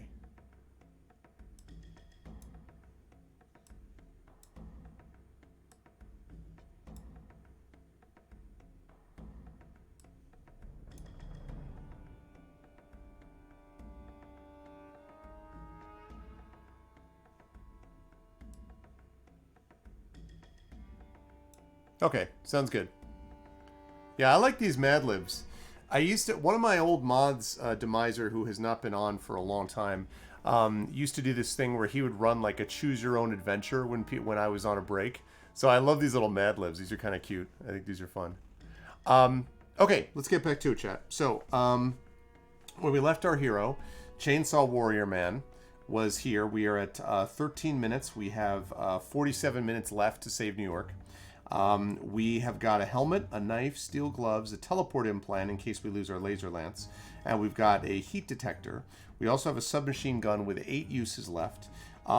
We are doing okay on health. We've taken, I think, 3 or 4 wounds, but the biggest problem right now is this, the fact that we've taken a lot of radiation poisoning, a lot of radiation damage. So that's the thing we're going to have to work on. So, all right, here we go. 30 seconds, and on we go. Clear. Okay. No wandering zombie. Empty. No wandering zombie. Zombie. A zombie. He, however, is a very, very weak zombie. He's going to need pretty good score. Yeah. He has an 11. We can't lose to him, so that's... Kapow. That was the end of that. Yeah. I like that stuff. I don't know how often we're going to be playing the post-apocalyptic, but definitely sci-fi for Esper Genesis, you know. Okay, 15 minutes clear. Okay, good. 15:30. Oh boy, a Chaos Agent. Okay, so this is a martial arts assassin. Reduce your marksmanship by 3 if shooting at him, and your hand-to-hand by 3 if you try to hit him. Also, we can't escape from him. So Chaos Agents are kind of nasty. Now, the good news is we don't have to test reflexes to shoot a Chaos Agent because we have that heat detector. Hold on a second, I got something printing out over here. Let's see, blah, blah, blah, blah, blah. So, this one just is... Lucky shots are unaffected, but you cannot escape. Okay. So, basically it means that I've got a hand-to-hand of 10 to his hand-to-hand of 11, effectively, is what we're looking at. So, because that is the case, I think it makes sense to try to... I think we're going to try to hit him with the gun. It's only one use, and it's worth trying to make it happen if we can. So, we're going to test reflexes. We don't have to test reflexes because we have the heat detector. So that means that all we're going to do is just shoot him. Now, the problem is we have to reduce our marksmanship by 3 shooting at him, and obviously our marksmanship is not great to begin with. So we're going to need a big roll here. That was not it. A 6 minus 3... Actually, minus 4 is a 2. So that was not enough to hit him. So we're up to 7 left. And it means we're going to go up hand-to-hand against this guy. And we do not have our net, because that was destroyed in the explosion. So that means we're going to have to do what we can to just take him down. Okay. Alright, so he's got an 11 plus 6. It's a 17. Alright. Gives us a shot. That's not great. 19, but because of the 2, because of being minus 3, because of his speed, that means it's a 16, so that means we got wounded. So we're hit for a wound, and now I have to roll on the extra wounds table, and we got a 5. Yep. Good stuff. The last unicorn. Yes, indeed. Well, actually, it took me a minute, and I teach that every year. So I actually did. I was kind of like, what? And then I was like, oh yeah. But it took me a minute also, actually, because it was very different based on how Trifid, changed it around. Good stuff. Okay. So let's see the. All right. So here's the wound. So 5. No extra effects. Okay. So now I can try to take a lucky shot. Test is normal to see if you hit. The problem is the marksmanship is so... His marksmanship is so bad. Yeah. Alright, so 30 seconds pass. We're going to hand-to-hand him again. Alright, he rolled... That's good. So he rolled a 3. That's a 14. That gives us a better shot. Oh! You've got to be kidding me with these rolls. 16... That's not enough because of the minus 3. God, that was terrible. Alright, that was an awful roll. 12. I don't know what that means. I hope that means something good. On the extra wounds table, we rolled a 12, and that means... Arm damaged. Reduce your marksmanship by 1 permanently. Oh, tremendous. Well, our marksmanship was just A number 1 to begin with. Oh, good God. Yeah, I saw that. I'm really glad that Peter Beagle... good stuff, Commander Dunstall. Congratulations. And yeah, I'm glad that Peter Beagle got that back. It was awful what he did to him. All right, 30 more seconds. We're going to try again. I can't believe I rolled so poorly on that. 19. And I got a 23. 20. All right, we beat him. Jeez. That was not a good fight at all, I'm here to tell you. Alright. Trap, mines, test reflexes, adding 2 to the roll. Great. Let's see. That certainly isn't good. 10 plus 2 is a 12. That's way over our reflexes. So roll 1 die. Oh, okay. Roll 1 die, add 1, that's 7. Take that many wounds. 1, 2, 3, 4, 5, 6, blah. And we're dead. Chainsaw Warrior, people. This game is hard. We had a good hand-to-hand score, too. But if you get a couple of bad... And look, we still had, like, half of the first floor, basically, to explore. Game is so hard to play. I mean, it's fun, but it's, like, so much just, like... yeah. And so, again, the big thing was the radiation was a problem. The time was okay, but we just had... Our marksmanship was so bad that we ended up in a situation where... I mean, we had the helmet, and that helped us out. We lost the throw net early on. Just for fun, the heavy weapon we would have gotten would have been dynamite, 5 uses, and that would have been very useful against certain things. Meat machine, rats, mutants. So... Yes, honey. Oh, okay. Yeah, I went before one section.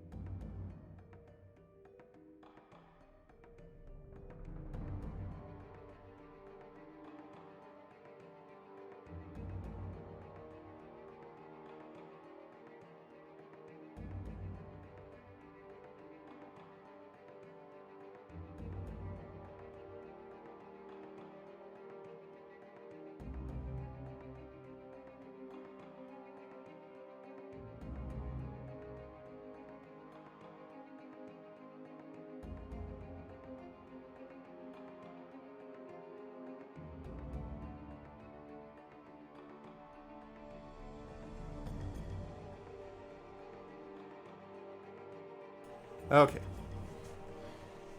Sorry about that, chat. Now she's put to bed. So now we're all good. Okay, so the upside down look is throwing you off.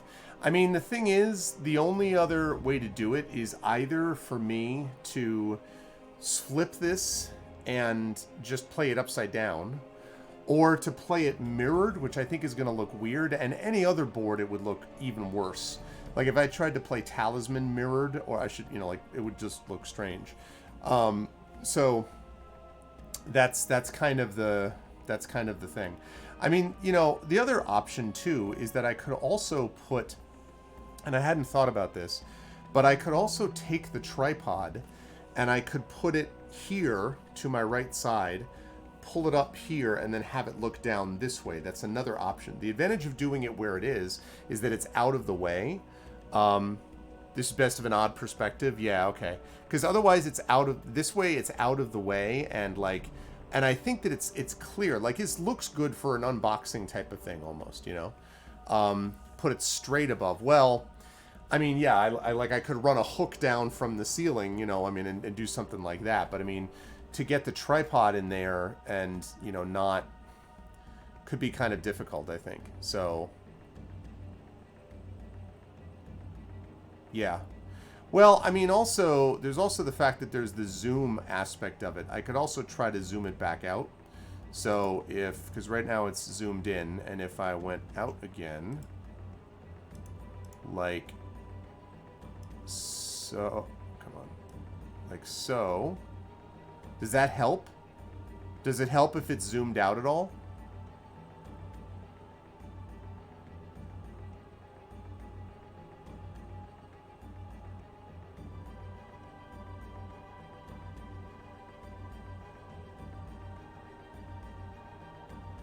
Is it better when it's zoomed out? No, well, for sure, Miranda. I mean, now it's actually reasonable. Okay. Also, I might be able to do something else, too.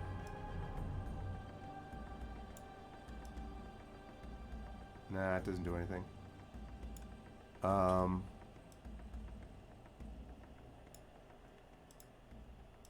Okay. Okay. All right. So zoomed out. There you go. And that means I can actually push this closer. Okay. Because the other thing is that I could also, like, I mean, I'm limited somewhat by the cable, the length of the cable. So if I zoom it out, like, I mean, I can only pull the tripod up so much. If I moved it over to the right, I'd have more wire to play with, but then, so anyway. Oh, anyway, something to think about. So, that's Chainsaw Warrior.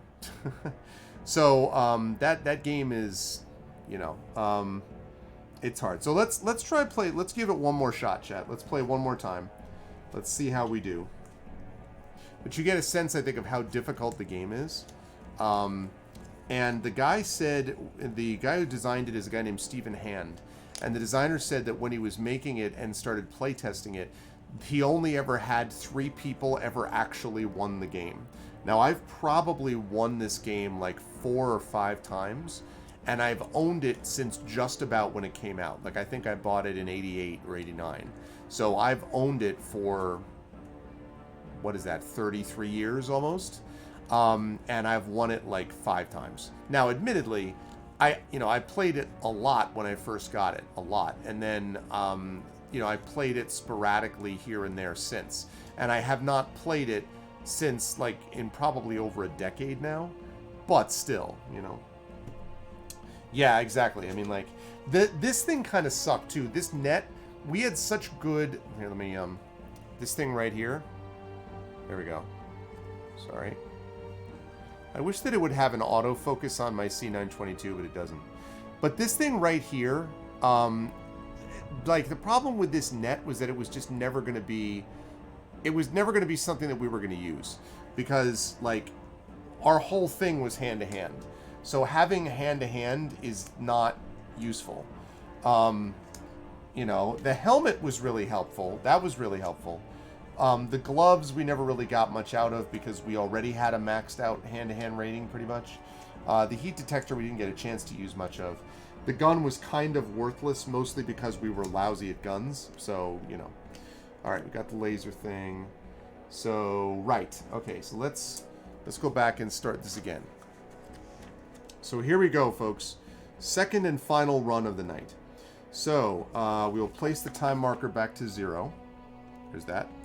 And we will create our character. So, endurance. Here's endurance. That's very bad. That was lousy. 3 and 5 is 8. That's our endurance. Our endurance is 8. That's a big problem.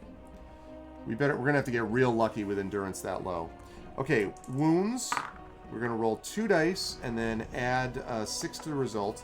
That's much better. 8 and 6 is 14. That's better than we had last time. So that's pretty good on the wound total. Hand to hand. Let's see how we are this time. 5. So again, pretty good on hand to hand. So we are at 11 on hand to hand combat. Reflexes. Let's see if we can have a better reflex score than last time. We do. 5 and 5. It's 10. That's a good reflex score. And can we get a better marksmanship score? No, we still suck. In fact, we're somehow worse than last time. So we still suck at guns, chat. Not enough time spent on guns. Okay. And our skills. Our skill is endurance. Okay, that's actually good because that's going to improve our worst stat. Our worst stat is our endurance score. So we get to roll 1 die, 5, and add it to our endurance track. That's much better. 13 is much better. So that's good. Yeah, the game has been out of print. I mean, I'm sure you could get it on like eBay or something like that, Tekanjia. I've played the Android version of this, and what I will say about that is a lot easier. This game is brutally difficult, as I think you may have gotten a sense just from the one time that we played it. Brutally difficult. So, you know, for what that's worth, man, I cannot get over that marksmanship score is bad. Okay. All right, now we can re-roll these, or reset these, I should say. Let's see where darkness was. Darkness was, if we ever got to that part.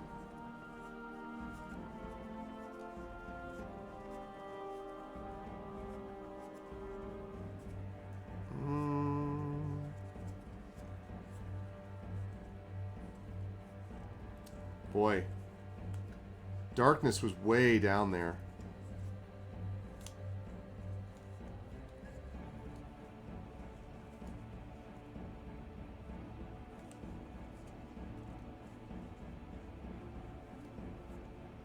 Wow. Darkness was like 6 cards from the end. So given how bad we were on time, I mean, like, well, we weren't awful, but we were definitely not speeding through the house. Given the time situation, we probably had no chance of winning that anyway, chat. The chances were just not good that we were gonna get it done, because there was just too much going on. There was too much going on in terms of like trying to find darkness, and like the radiation stuff and everything was just not so good. All right. So, one of the interesting things about this board, and as I mentioned, I think that this is not a great board. Like, Games Workshop has done a lot better boards than this. But one of the reasons that I think the board is kind of not, first of all, it's not very interesting to look at particularly, but secondly, it basically tells you on the board the same things it tells you in the instruction manual. And it's literally almost like a reprint of the manual's pages that talk about escaping from combat or what the sequence of combat is. So it's nice that they have like a sequence of combat on the board, but if you're going to do that, why have it be exactly the same thing as what you could read in this not very large manual? It's not like you've got 1,000 pages to look through, so kind of a strange choice, I think. There's a lot of bad reviews for the Steam version. Apparently it's a race against the clock. Oh, really? That's interesting. I mean, listen, you know, the first one was just sort of like, as I said, was famously terrible. Like, I mean, not terrible, famously hard, famously difficult. And so I remember that. I mean, I played the Android version, and I just thought it was not nearly as difficult.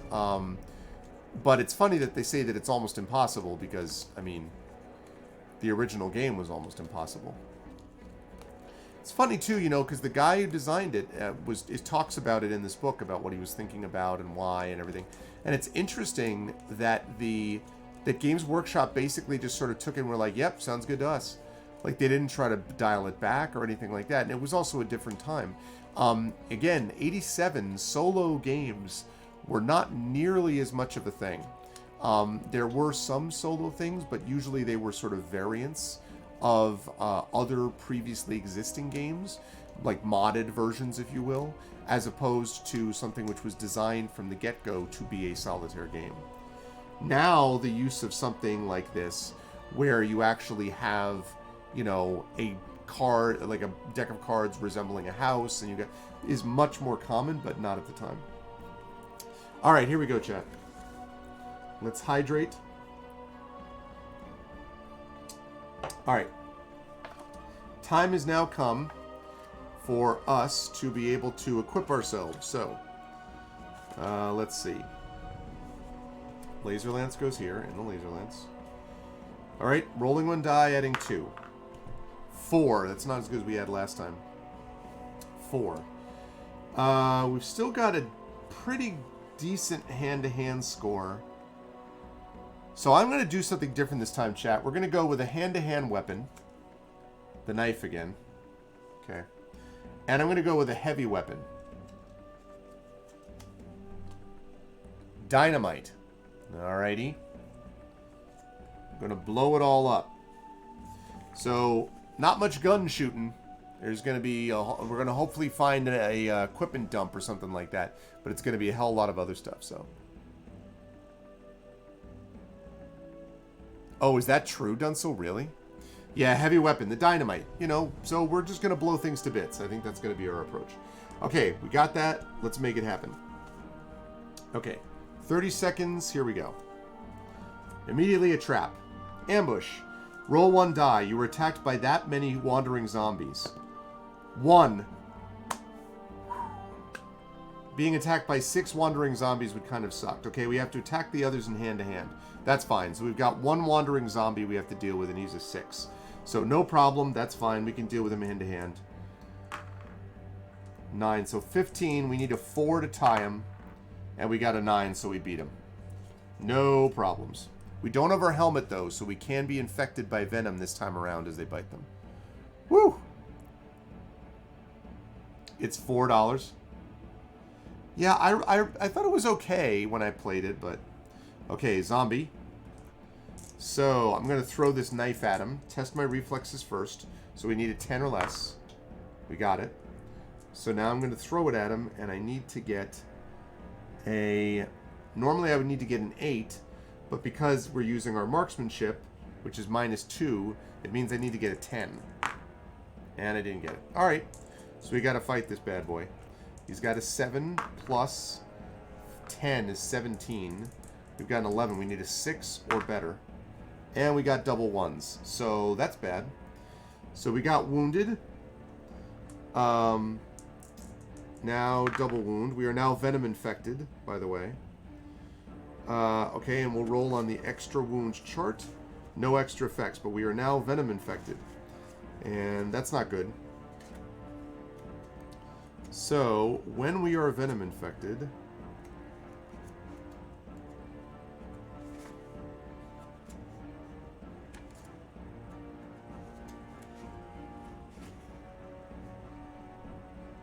Okay, so we're venom infected, but that doesn't affect us yet. It affects us the next time we find a zombie. So, almost $100. I mean, it is a fun, it is a cool game, honestly. So, all right, time to 30 seconds more. Let's fight second round. Hand to hand, he's got a 14. We need a 3 to tie. All right, we just destroyed the hell out of him this time. So good. All right, on we go. 2 minutes. Another zombie. Alright, so we have to roll for further venom infection because it's a zombie, which is bad. So we rolled a 5. If we score a 5 or 6, you must move the venom marker 1 box along the endurance track. Alright. So it's at 1 now. Our endurance is 13, so that could be worse. Okay. 9. Well, we're going to throw the knife at him, so test our reflexes. We didn't get it, so we're not able to throw the knife at him, so it's hand-to-hand time.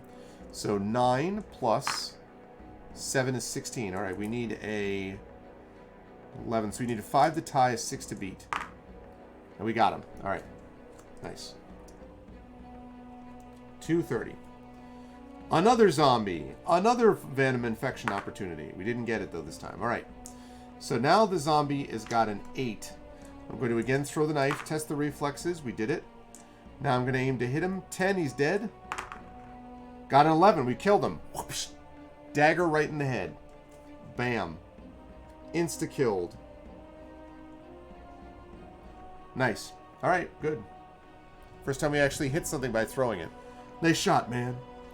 Okay, now watch. We're going to find nothing but zombies, and it's going to be all venom infection all the time, chat. Got to roll for it again. Again, we got hit by it, so we're up to 2 on the track. Okay, we're going to, again, test reflexes. We got it. So now we can try to hit it. We need a 10 to beat it. 9. Pretty close, but not enough. So now we have to hit it with hand-to-hand. So 8 plus 6 is 14. We need a 3 to tie, a 4 to beat. We got a 3 to tie. So that means it's a draw. So on a draw, that means that we could try to take a shot. Although if we're going to do a lucky shot, we'd have to take it with our laser lance or with our dynamite, which seems silly. So instead, we're going to go up another 30 seconds. We're going to go back to hand again. Can't throw the knife at it again because we already threw it once and missed. So 8 plus 6 is its score, 14. We need a 3 to tie, a 4 to beat. This time we got it. Okay. And let's keep going. 4 minutes. A rat pack. All right, gives rabid bites causing 3 wounds. Okay. So, let's see. I can't hit it with my knife, so instead I'm just going to hit this thing hand-to-hand. This thing is not a big deal, usually. Although, as I say that, it gets a 10 plus 6 is a 16. We need a 5. We got it. All right. Rats are usually not a big deal. Unless you get hit by them, then you can get a lot of wounds fast. All right. Stairs. Another zombie. Infection? Yep. Up to 3. Okay. Hand-to-hand. I'm going to, again, knife. Reflexes. We got it. We need a 10. We need a... Yeah, we need a 10 to kill it. Didn't get it. So now we're going to roll hand-to-hand. It's got a 7. Plus 10 is 17. We need a 6 to tie. And we didn't get it, so we take another wound. And on the extra wound table, it says we lose our balance, -1 hand-to-hand next round only. So that means we're down to a 10 hand-to-hand. So 30 more seconds. Added to the clock. Hand-to-hand, he's got a 16. Means we need a 6 to tie. And we got a 10, so we beat him. All right, good. Lovely. 5:30. We have a chaos agent, suicide agent. Unless you shoot him, -1 marksmanship. Take 1 to 6 wounds and roll 1 die for equipment. Well, crap. That means that my marksmanship is -3. So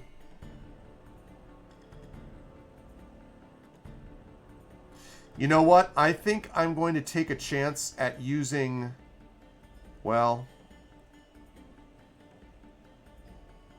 so the options that we have here are our knife, our dynamite, or our laser lance. Our laser lance only has 3 uses, and we need it to defeat darkness. But the thing is, if this thing hits us, we're going to take 1 to 6 wounds and roll a die for equipment. And if we get a 5 or a 6, the thing is broken. Yeah, like maybe 4 or 5 times, Takajia. Since 1987, like 8, when I got it. I don't know, though. I don't want to have to use the laser lance, but, like, I think it makes sense, though. So, Well, jeez, it's just such a unlikely. Because the thing is, with a -3 marksmanship, the thing is, it says on the laser lance that killing a chaos agent is 6. You need a 6 on the dice. But because of the -3 marksmanship, it means effectively we need a 9 through 12. So we have about a 33% chance. I'm going to use the lance. We'll see how it works.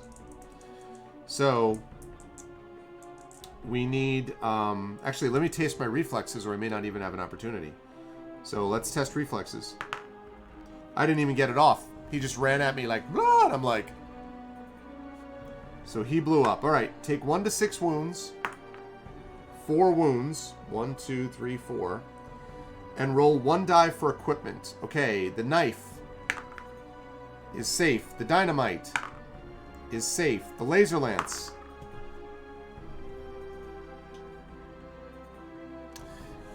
The laser lance is destroyed. So that's bad. That means that the only way we can kill darkness is if we somehow find a teleport device to teleport us out to get the laser lance, or we find the implosion waistcoat, which is a way that you can kill yourself and darkness. Not looking good for the home team. On we go then, chat. Zombie. Let's roll for venom infection. Okay, we didn't have that. I'm going to test my reflexes. I got it. I don't know where that was last round. That would have been nice. So now I get to try to hit him with a knife. I need a 10 to do it. Got a 9. That's not enough. So hand to hand. He's got an 18. We need a 7. We got a 9. We killed him. Good stuff. 6:30.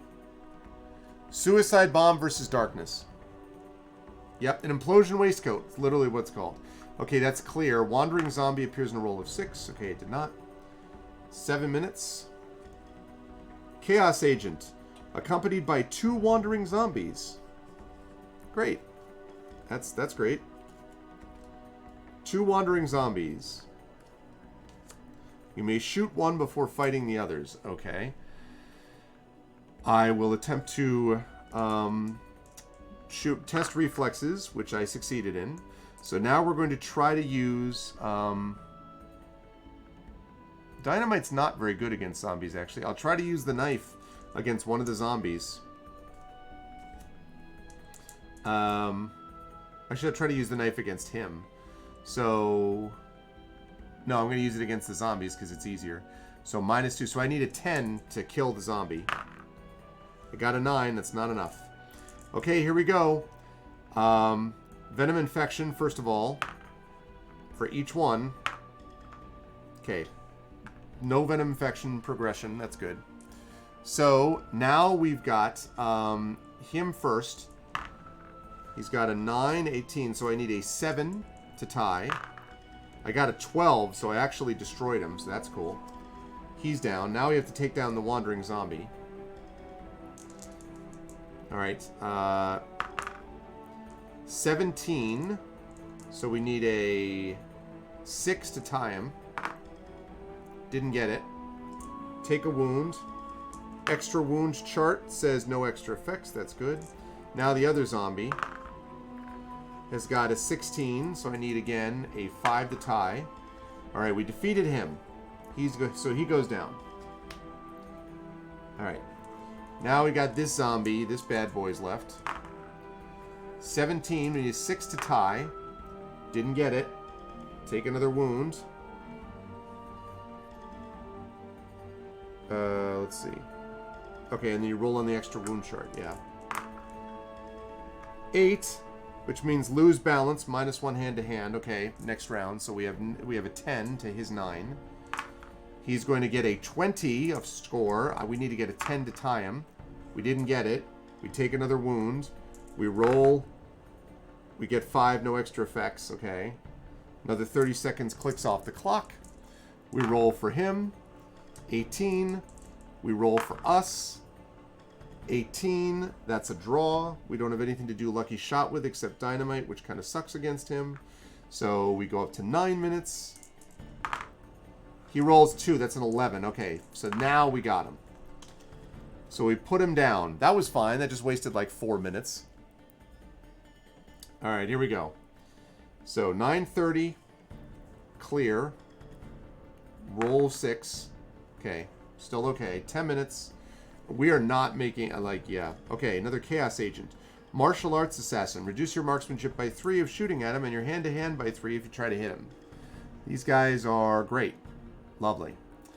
Okay, so... yeah, so we've got to do hand-to-hand against this guy because our marksmanship is too low as it is. So, alright. We are going to have to do hand-to-hand against him, even though he's got the advantage against us. So, wanted to roll low. He's got an 18. We have an 11 usually, but because of our -3, means we've only got an 8, so we need a 10 to tie. We got an 11 and we took him down. That's a big. Actually, that's big. So we did take him down that time. That was huge. Okay. Trap. Cave in. Test your reflexes. Alright. We need a 10 or less. Alright, we got a 10 or less. Woo! We avoided the trap. Good job by us. No, that was only one time. That was only the one time a loss of balance done, so that wasn't permanent. That -1. Okay, zombie. Venom infection. Do we have any? We sure do. Okay. Now we have the fight. So, I'm going to try to test reflexes to take this thing down. We did get it. We needed 10, and we got a 10. So now I'm going to try to hit him. Our marksmanship is -2. So that means that to defeat him, it says 8 on that card to kill him. So we need a 10. We didn't get it, so now we're just going to fight him hand-to-hand. Yeah, no, I did. Let's see. Okay, so 8 plus 9 is 17. We have got an 11, so we need a 6. And we got him. All right. Down he goes. All right, trap, a wire. Roll 1 die, because we don't have wire cutters. Move the time track that many boxes. Okay, only 1 box.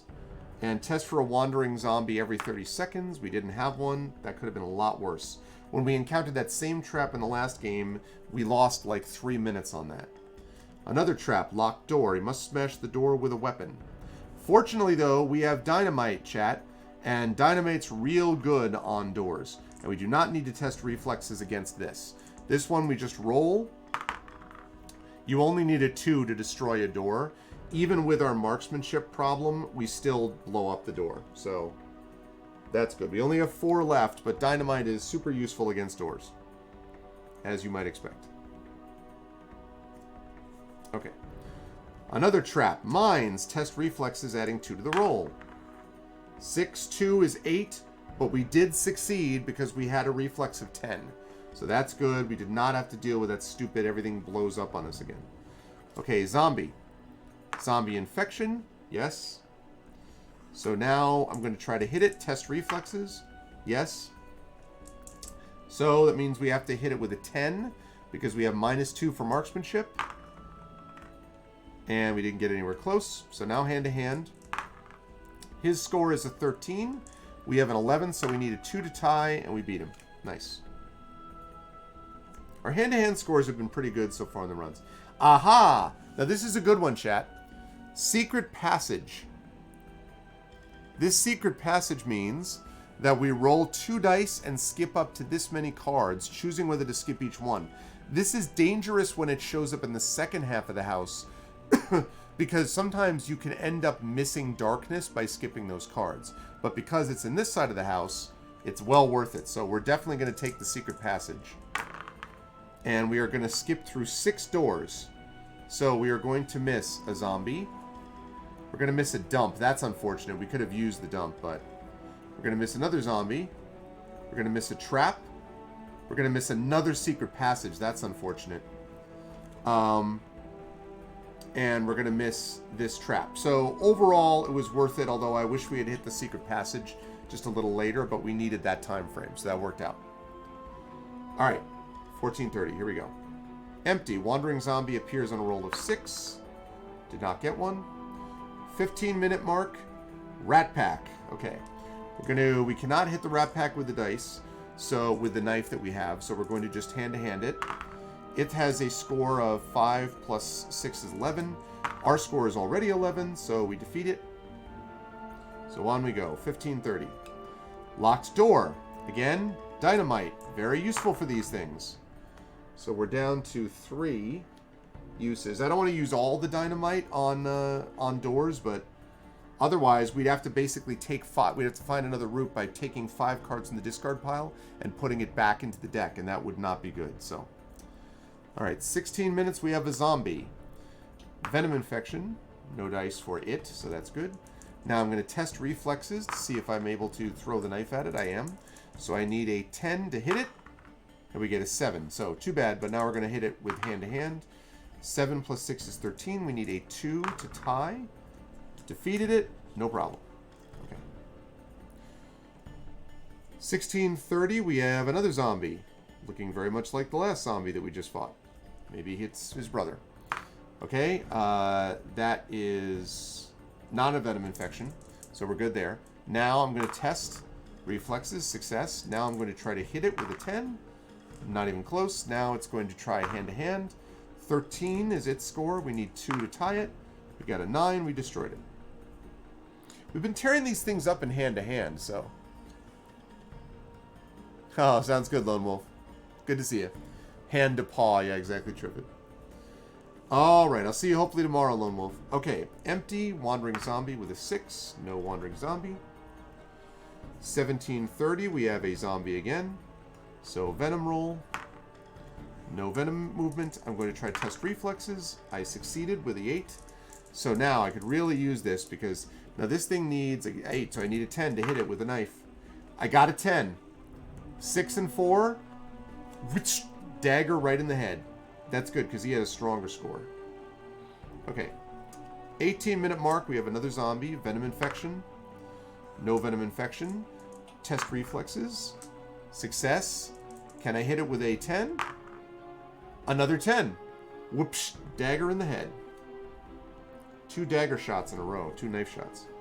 Another zombie. Venom infection. Nope. Test reflexes. Yes. Hit it with a knife. 10?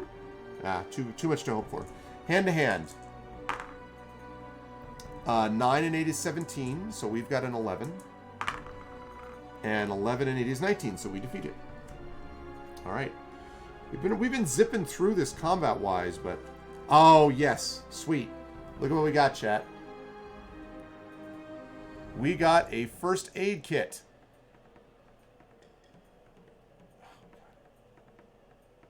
There we go. First aid kit. So, take and use when needed to heal 1 die of wounds, 1 use only.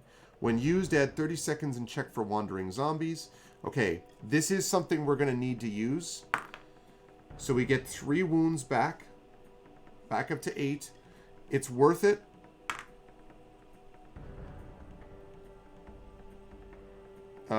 Oh, alright, well I got a wandering zombie. Unfortunately. That's too bad. Okay, venom infection. Yep. Boy. None of this was good. Alright, test reflexes. Success. 10 or less. Or 10 or above. No dice. So now hand to hand. 11 and 6, 17. We need a 6 to tie. And we got 1. So that just means we add another 30 seconds on. Hand to hand again. 9 and 6 is 15. We have a 3 and 11 is 14. So we got wounded, which is really not good.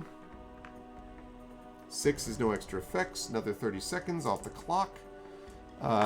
6 plus... Jesus, this zombie is the king of zombies. Alright, we defeated it that time. Good gravy. We still gained 2 wounds, like, on that. We ended up, like, going money ahead. But the only bad thing is that we also wasted time, a couple of minutes. A minute and a half, anyway, to do that. Alright, on we go. Venom infection. There is venom infection. We're in big trouble, actually, with this zombie infection situation. Alright, test reflexes. Success. 10 or less, or 10 or above, I mean, to hit it. Did not do so. Hand to hand for it. It has a 9. It cannot defeat us. And down goes Frazier. Okay. Okay. Locked door. All right, one more use of this dynamite, chat. We've got 2 left. I really feel like we want to save... Well, we probably want to save it at least once against a particular kind of creature that it's very effective against. So, we'll see. 2130. A trap. Another locked door. Good God. All right. This is the last time we can do this, chat, because we need to save one of these at least for use against a powerful creature, so... But it has opened up. Dynamite has literally blown up like 4 locked doors. If we did not have Dynamite, we probably would already have lost. Because of how many times we've hit locked doors. So, okay, Rat Pack. Alright. We can't hit it with a knife, so we're just going to hand-to-hand it. It's got 16. We need a 5 to tie. Or more than that to beat, and we beat it. Okay. 2230, we have a Contaminated Rat Pack. If hit by them, you take 1 wound and 1 die of radiation damage. Okay, that's not good. Alright, so 19, we need an 8. And we didn't get it. Alright, we take a wound, and we take a die of radiation damage. 1, 2, 3, 4. And we roll on the extra wound chart. No extra effects, but we can't escape it next round. Okay. Another 30 seconds off the clock. It's a nice earworm, agreed. Okay, their score is an 18. We need a 7 to tie. Alright, we got it. Alright, 2330. And another zombie. And again, that actually, I'm going to roll that again. That was literally cocked. Doesn't matter, though. Another venom effect. So I'm going to test reflexes. Success. We're going to try to hit it with a 10. Didn't even come close. Hand to hand. He's got a 10. He can't defeat us. We win. Great. Trap. Magnetic field. Roll 2 dice. All electrically operated items of equipment marked with a lightning bolt are out of action for that many minutes. Okay, well, we don't have any electric items, so joke's on them. Alright, 2430, balcony. Another zombie. Venom infection? Nope. Test reflexes? Yep. 10 or more to hit? Yep, insta-dead. Good stuff. You can see that once you start doing this, there's a kind of quick flow that picks up here. 25-minute mark. Oh, this is a new one. Slime. You ready for this, chat? You're going to love this one. Use acid, flare gun, flamethrower, or laser lance, or get smothered to death. Well, let's see. Do we have acid? No. Do we have a flare gun? No. Do we have a flamethrower? No. Well, at least we have a laser lance. Oh, we don't have one. And welcome to die.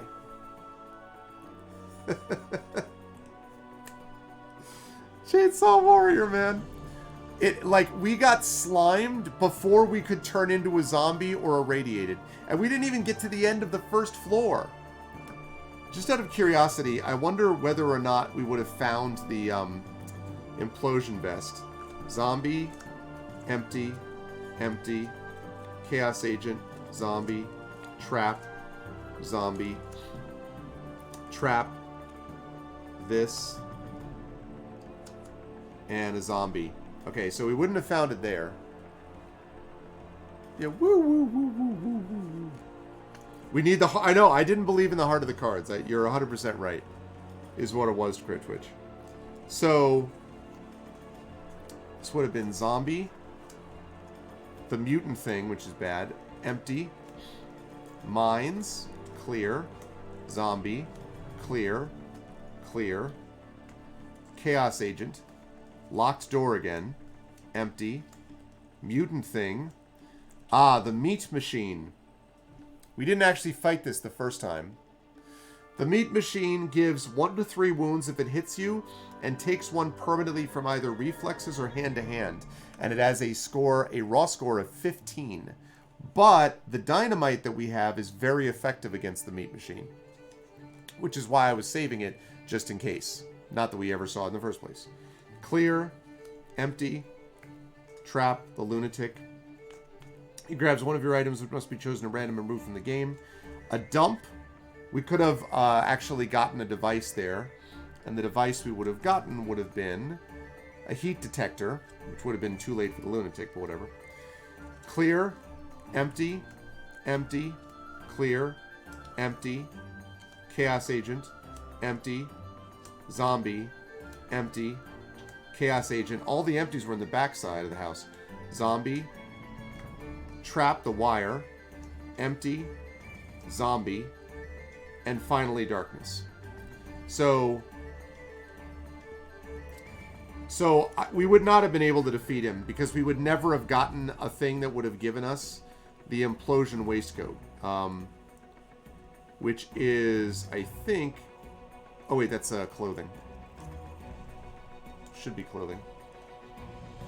Yeah, implosion waistcoat.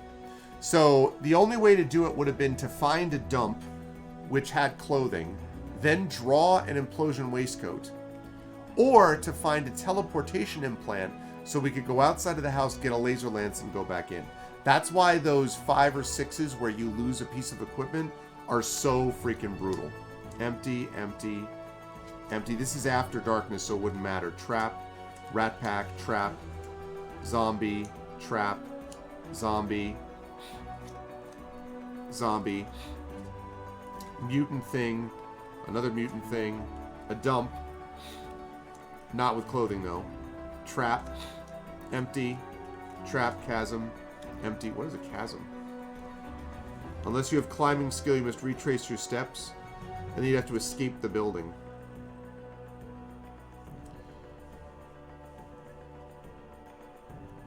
Chaos agent, empty, and zombie. So yeah. Am I sure this is fun? Well, it is fun if you go in recognizing that it's almost impossible. You know, I have won before, but it's very hard. And let me just double check here to see about escaping the building. Oh, if you have your laser lance stolen, you could try to leave the building, but you'd have to find the way out. Roll 2 dice. That number of cards must be revealed and encountered before you're out of the building.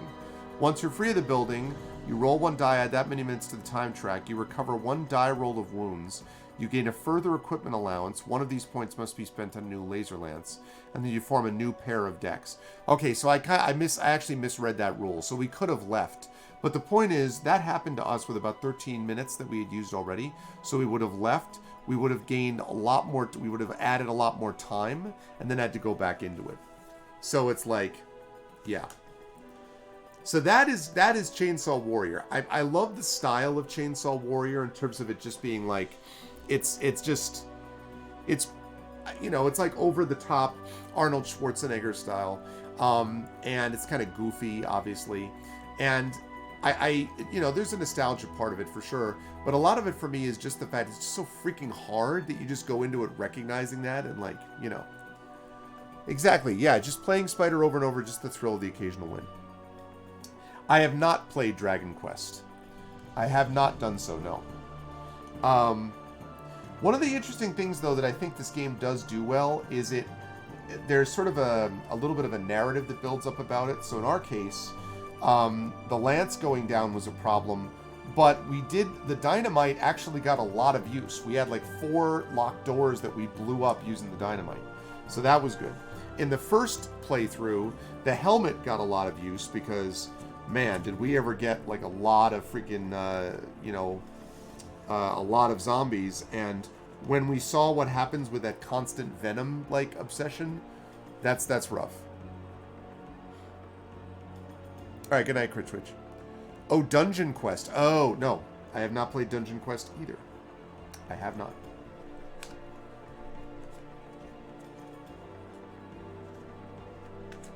So yes, Chainsaw Warrior. If you can, you know, I don't know that it's worth $100 Canadian dollars like Takanji was saying. But honestly, if you find a game like this for, I don't know, given the sort of, I mean, it's kind of a little bit of a rare item now, but I mean, if you found something like this for $35, $40, you know, I think it's one of the things that I like about it is that I think it's set up a lot of the sort of solitaire games to follow of this type. You know, the idea, again, of using cards to represent rooms is not new now, but at the time that this game came out in '87, that was not really a common occurrence. And so there were a lot of things that I think were almost like predicted essentially by this game, which I think is kind of interesting. Right.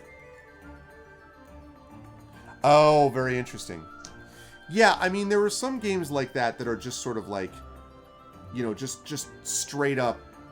I mean, there's a lot of luck, obviously, in this game. Things have to break right. Because here's the thing. Darkness's score is 20. 20. So even if we had had that hand-to-hand score of the 13, right? The laser lance would have been, and in fact, let me see. So darkness, to hit darkness and kill it, you need an 11. So that means that if your marksmanship is low enough, it means that it's practically impossible anyway. And it causes 2 wounds if you're hit. So I mean, even if you get to darkness, the chances of you beating him are still slim. You have to have a really high hand-to-hand score. You have to have a pretty high marksmanship score. And, because if you have a high marksmanship score, admittedly, then that means you can actually add to your roll, and then it becomes easier. But let's say you maxed out your marksmanship. Let's say you had a 3 marksmanship, right? He has an 11 on that card on the laser lance. So that means you need to get an 8 to kill him. And you only get 3 uses out of the laser lance. So 8, 9, 10, 11, 12 is, it's like 40% shot. So the designer definitely pitched this in the, this is going to be very hard for you to win category.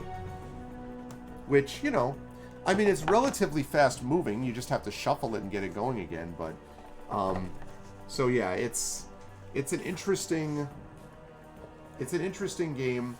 But I think, you know, I don't know, as I say, as a game that really introduced a lot of mechanics, especially solo game mechanics that really did not exist per se, I think that's pretty cool.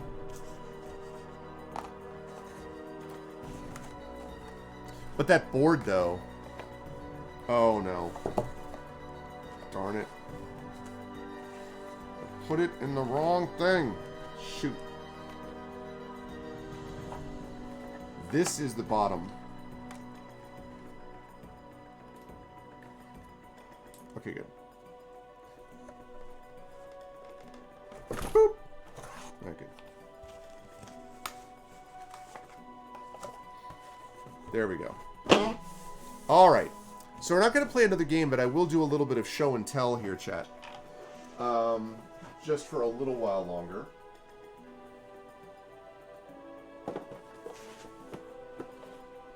Oh man, I remember this game. Circus Maximus.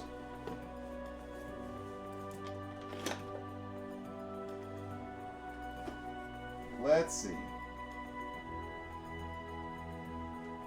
Let's go with, what's a game that I want to show off? Oh, here we go.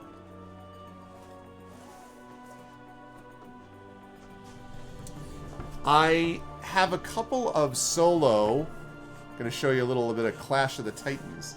I have a couple of solo. I have a number of solo, obviously, game books and sort of bigger game books. I have a solo James Bond one. There was one game I was thinking about, which was Sanctuary, which is solo, or which can be solo, but I wasn't sure. It's not as good as the multiplayer version of it, and I was not. I mean, I haven't played it in like 20 years, longer than Chainsaw Warrior even. So I decided to give it a pass. The one game that I have that's definitely solo is Journeys in Middle-earth, which I thought about playing. It just is going to take too long to set up, and I didn't want to do that today until after I did this test. But down the line, for sure. So, all right. Now, question chat. How many people have seen Clash of the Titans? Seen the movie?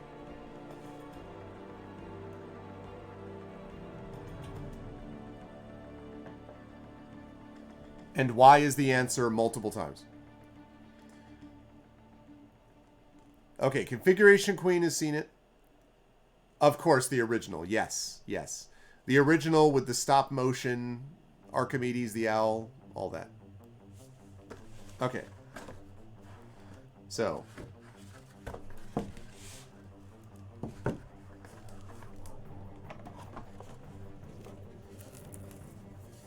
Ha ha ha ha. Yeah, there we go. So. Clash of the Titans.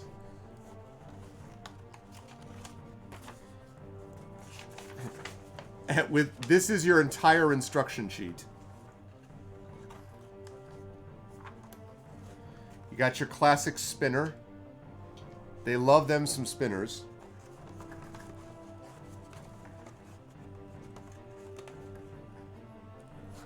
Yeah, this is a much more interesting looking game board, I agree. And we've got, like, you know, Pegasus, Bubo the Owl, Magic Helmet. Move back to last obstacle. We got a Magic Shield, another Magic Helmet, Pegasus. Draw one card from player to your left, another Magic Helmet. Discard one card. Bubo. Free pass through one obstacle. Bubo. Draw one card from any player. Magic Shield. Medusa. Medusa.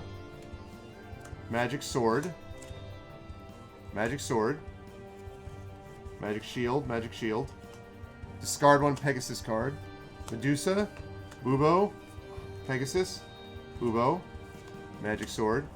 Pegasus. Magic Sword. Move back to last obstacle. Magic Sword. I'm sensing a theme. Magic Helmet. Magic Helmet. Pegasus. Discard one Pegasus card. Magic Shield. Bubo. Magic Helmet. Magic Shield. Pegasus. Draw one card from player to your right. Free pass through one obstacle. Magic Sword. Medusa. And draw one card from the player in the lead. So, you know.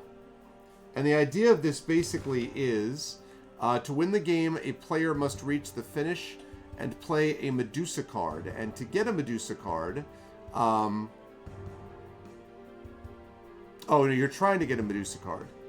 So you spin the spinner, move the indicated number of spaces. If you land on a rust-colored space, which I assume are these, then you immediately draw a card from the draw pile. If it's an instruction from the gods, you follow the directions. If it's a gift of the gods, Pegasus, Bubo, Magic Sword, Magic Helmet, Magic Shield, or a free pass through any obstacle, player may keep it in his hand until needed. If he draws a Pegasus card, may keep it in his hand to either use the Pegasus obstacle or to double a spin. If the card is Medusa, the player may keep it in his hand. A player may not keep more than 3 cards in his or her hand at a time. To win the game, a player must reach finish and play a Medusa card. So, and you start here.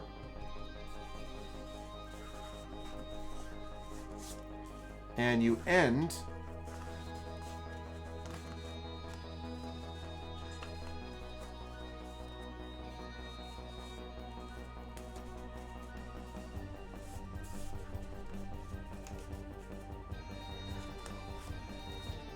here. You finish here. So you got to go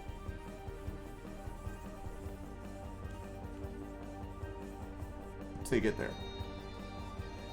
So, you know, it's interesting. I think I'm going to put a rubber band on this bad boy.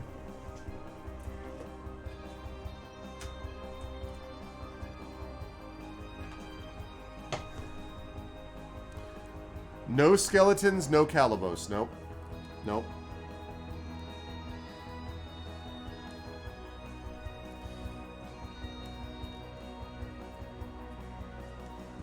So, but that's one of those ones where people have heard of it, you know.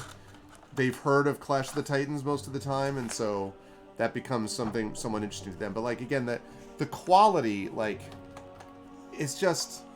People were not dropping $50, $60, $70, $80, even, or the equivalent inflation-wise, on games like this at the time.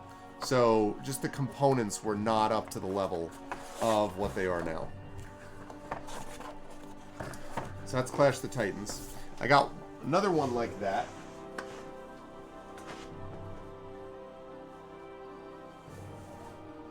Which is...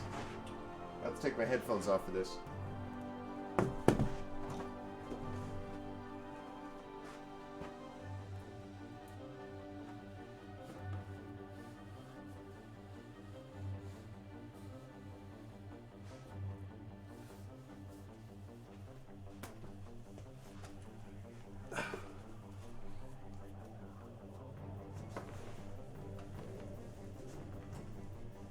Oh, you know what? It might have been Dunsel. I didn't even look. I'm sorry. Ha ha ha. Look at that. It's dusty. Because I got it out of the garage when I moved. Escape from the Death Star. Alright.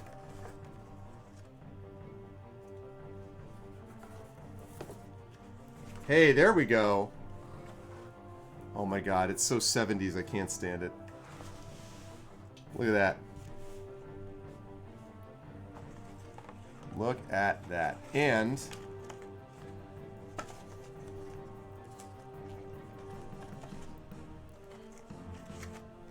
here's our awesome, like, look at this. Are you kidding me with this? It's like you fold it and then you put it in this, like, it's Han and Chewie. Yay. That's just so... Oh man, what's up, Darth Sisu? So for this one, you go from the trash compactor. I think you're trying to get up here. But the cool thing about this game, and I have to say, I do remember this game kind of being neat in the sense that it had different... Here, let me move this out of the way. There were different components to the game that you had to consider. So, like, different elements of it, right? So you would begin... Don't knock them. Well, it's just... Yeah, I know. It just, you know... I don't know. Okay. So, the object was to be the first player to reach the rebel base after escaping from the trash compactor of the Death Star. So you would select a color, you put your 2 tokens on the matching colored area in the trash compactor, and you get 2 tokens. Each player gets both Leia and Luke and Chewbacca and Han. And then each player spins, right? Put it on the left side so you can see it. So each player spins, right? And then when you spin, move one of the tokens up to the number of spaces shown in the spinner. And you have to follow the lines conducting the spots.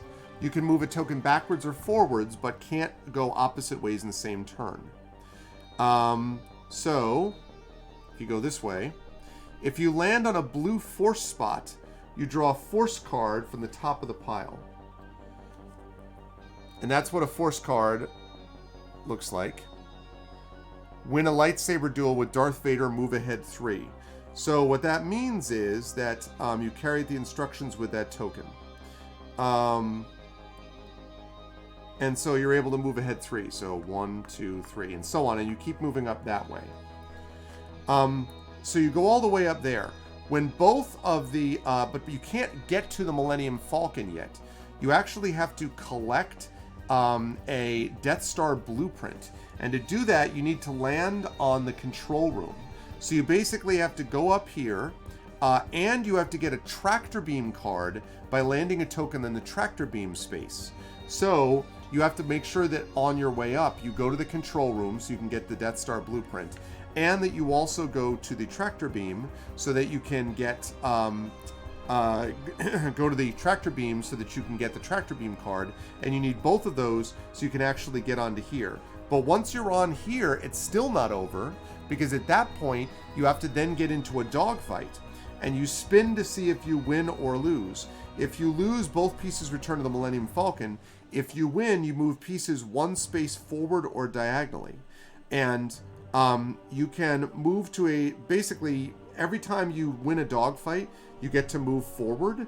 So there's an advantage to winning dogfights because you get to immediately move again, and it's a race, right? You're trying to get your characters out before the other players get their characters out. But if you lose a dogfight, you go all the way back to the Millennium Falcon. So you start here, you go up here, you have to get a tractor beam card, and you have to get a control room card. Then you have to come all the way up here, get into the thing, and then get from here to the Rebel base. And the first group to have the Rebel base by exact count, and I think it's having both pieces in the Rebel base by exact count, wins. So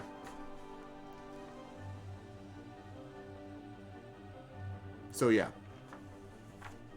So it's for a game that literally has the instructions are just on a single sheet. I think the board looks a lot more interesting, and I actually think there's some stuff going on here that makes it a little bit more strategic than just sort of what you would expect from like a movie tie-in. So it's not that bad, actually, when you consider it. And I remember this being vaguely entertaining. I thought it was entertaining when we played it again, but just as a sort of note, please note what I was saying about the corners. And like, I try to be gentle with my games as much as I can, but I'm telling you, it's a losing game to try to do that with freaking these 80s, 70s, and 80s style boxes. But they did have a Kenner catalog. This game came out from Kenner, which some of you may or may not remember. There's Kenner. And they had action figures, an electronic laser battle game, and die-cast vehicles, a land speeder, which I had one of once, TIE fighter, and an X-Wing fighter. The wings and cockpit really open, it says. Solar panels and evil Darth Vader are removable, it says. So those are all things that you can get as a part of this. So, a radio control R2-D2, Luke Skywalker AM headset radio, Death Star space station. There's a lot of swag, so. And this game is 1977. 1977, so we're talking...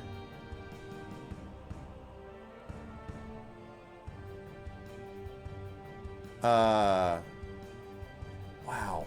We're talking 40... So this game is 44 years old. Wow.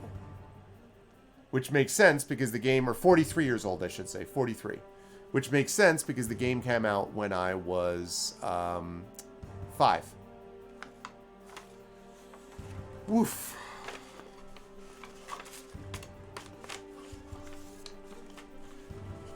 So, actually not in bad shape for a 40-plus-year-old game, actually, when I think of it that way.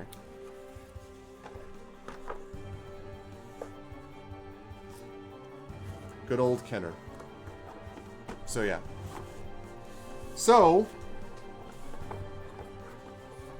lots of games.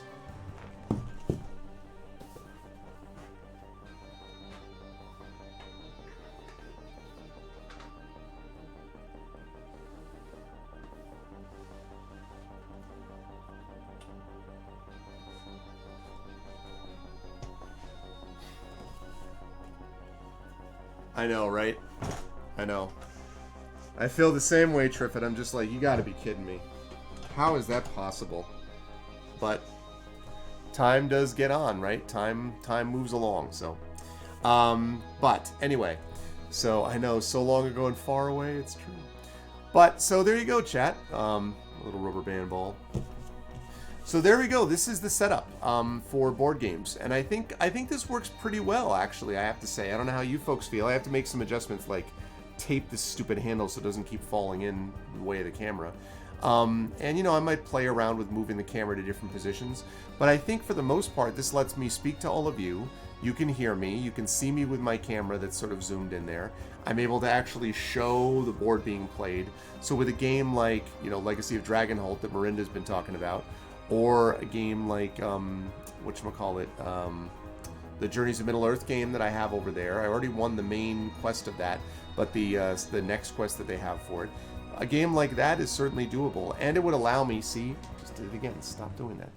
And it would also allow me to set up a scenario where I could play other kinds of games.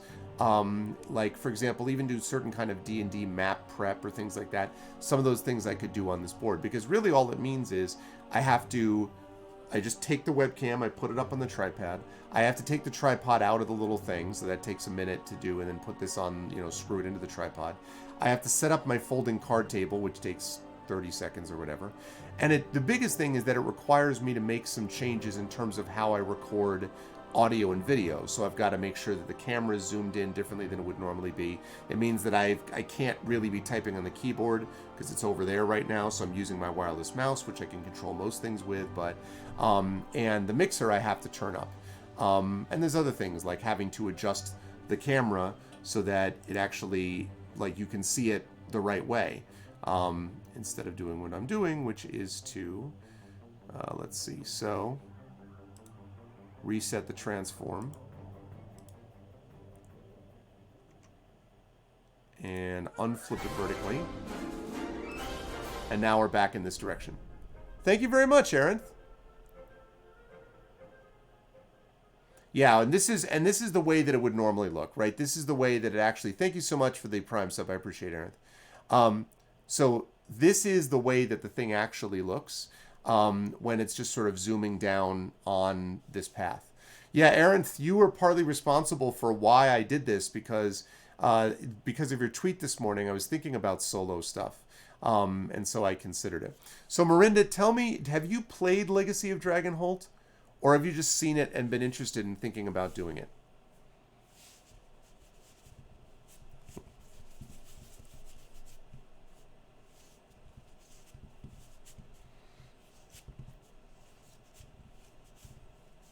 Because I did look at it and I've been thinking about it on and off. The problem is I have to be careful to get games that are likely to hit the table.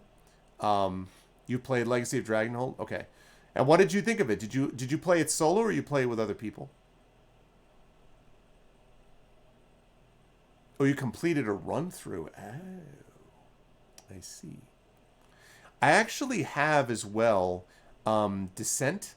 And Descent has that companion app, but I'm pretty sure that it's not soloable. I think it's minimum of 2 players.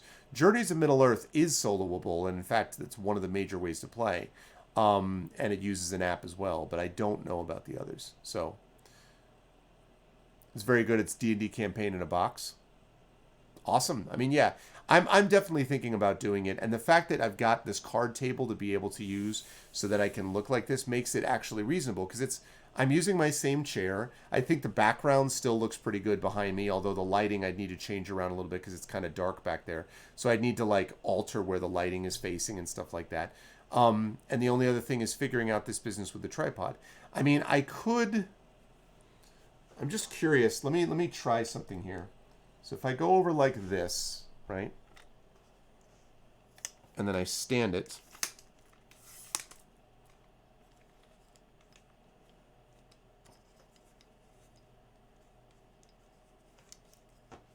yeah, it'd be fun.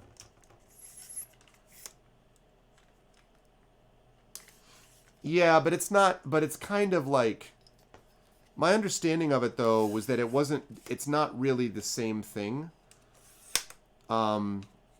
Like it doesn't have the same feel is what I understood. Okay, so now this is from the side, basically. So I have to be careful not to bang into the mic.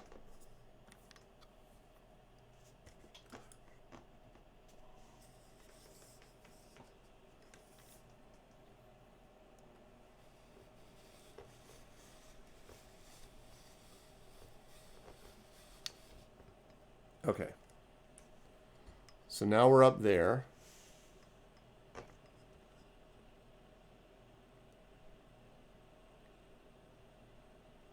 Okay. So now this is what it looks like from the side. So I could be playing it to the side this way, and that might also look good. I mean, the other, like, this is a water rubber bands, yeah.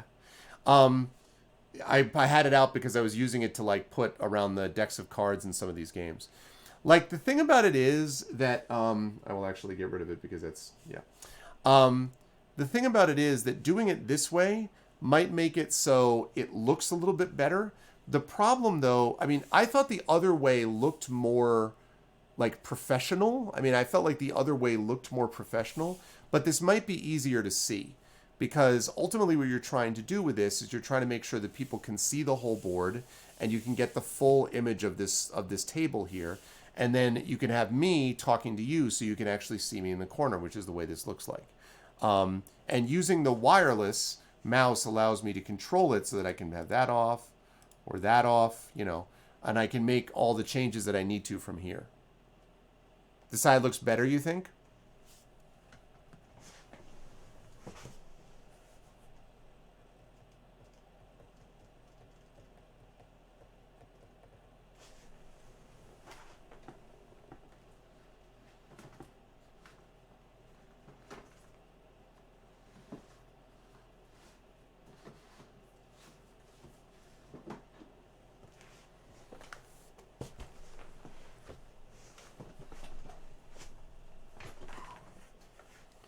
Speaking of a classic.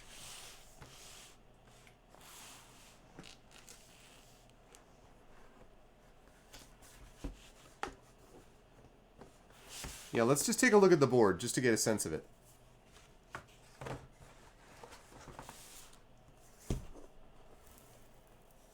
Okay. So for this, I would put the board out like this.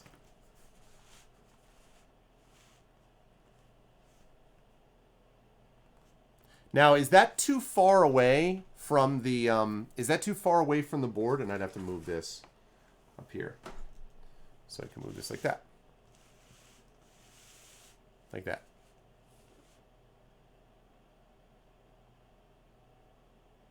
The glare, yeah. I don't know that there's a whole lot we can do about that. Although I guess I could...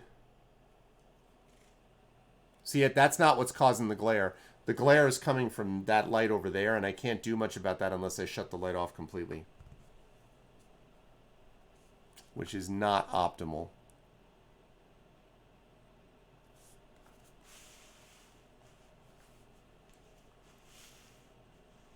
I don't think we had that. We didn't have a glare problem the other time, did we, chat? I don't think we did we? I don't think we... Did we have a glare problem with the previous setup? I don't think we did, right? Yeah, I don't think we did. I mean, maybe. It's just a bulb in the ceiling. That's like one of the bulbs that's like here with this, so. Yeah. Yeah. I mean, I'm actually curious because... Well, let me see. What would happen if I...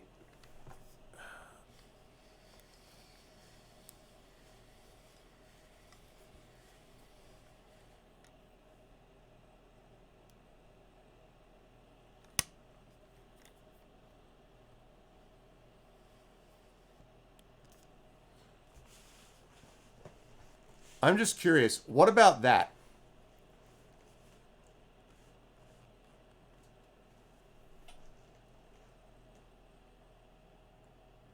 That actually kind of looks good, I think. It's still prevalent. Yeah. Well, leaving aside the glare part for a minute, like, forget about the glare for a minute. How does the board look?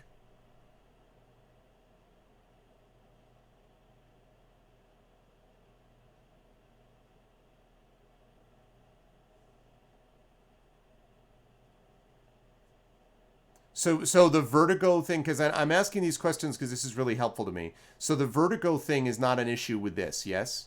Like, this does not give you vertigo feeling looking at it this way. Is that fair to say? For those of you who were talking about that as a concern? Okay. Okay. Well, let's make one check on the glare thing then.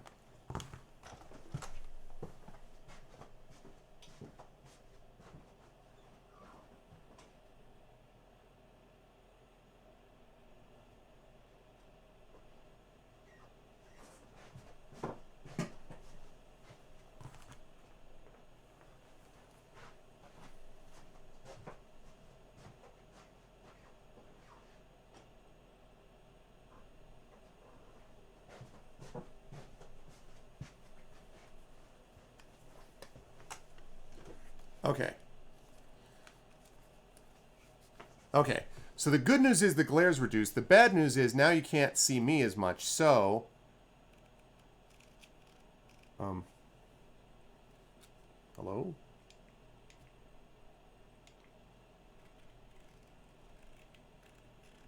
What the heck? Why is that?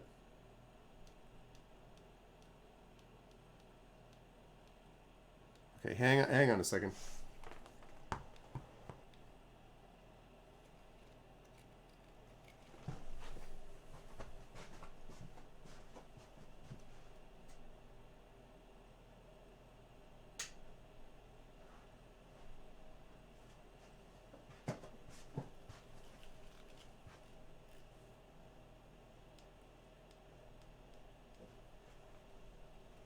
There we go.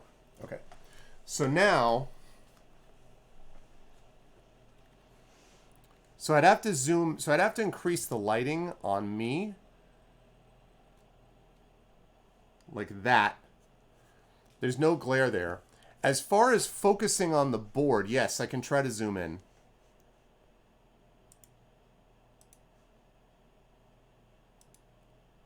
Okay, let's try to zoom in here.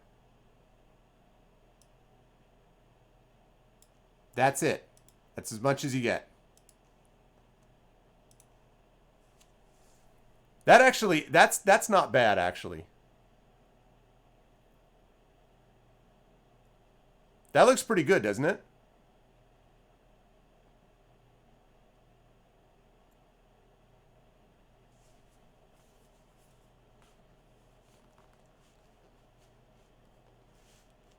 Yeah, like no glare.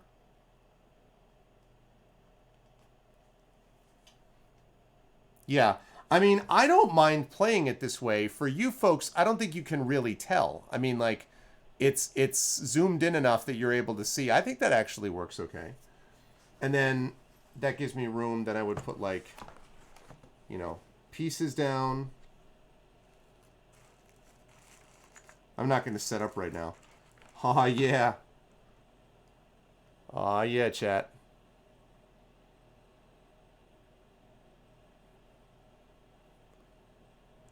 The classic with the white, you know, crayon.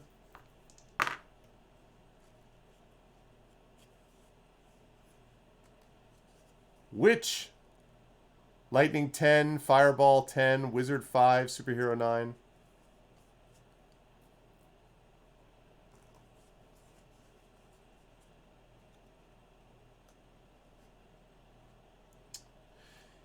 Yes, but you got to be careful with heat, Arinth, for that. And actually, all I did for this, the glare that I was noticing actually was not coming from the bulb I thought it was. It was coming from basically a couple of what almost look like interior floodlights. And because those are on dimmers, that's okay. Because if I end up with glare, I can actually dim it so that we don't end up with this situation. I actually think this looks really good. The only problem I have with this setup is that I feel like it's too dark behind me, but that maybe can get addressed when I actually get light strips and things like that. But this is great because this gives me an opportunity not only to be able to do stuff like this, but when I get like a new supplement, right? Like if I get a new tabletop game, then all of a sudden you can be right there with me as I'm reading that stuff. Like, for instance, I can do...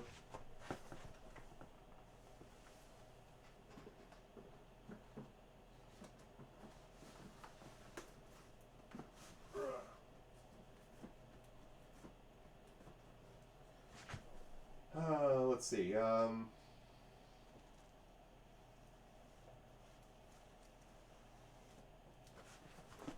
So I can pull out something like this, right? Indiana Jones. And you've got essentially the unboxing. Yeah. No, I gotcha.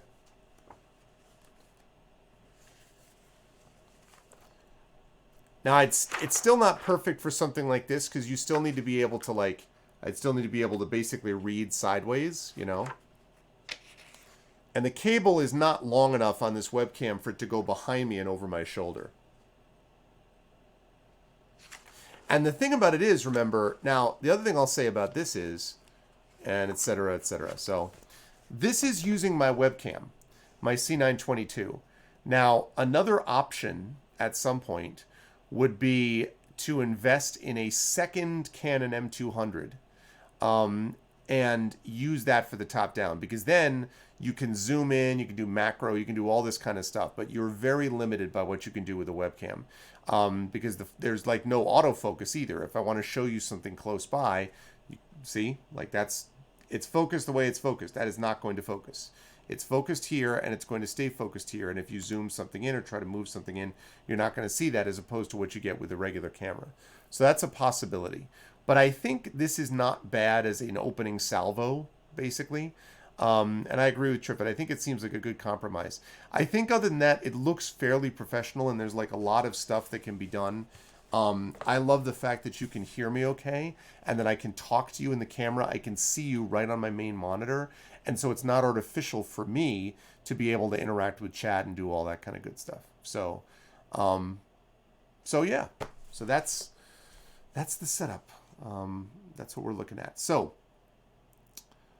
that is the deal. Let's deactivate that for now.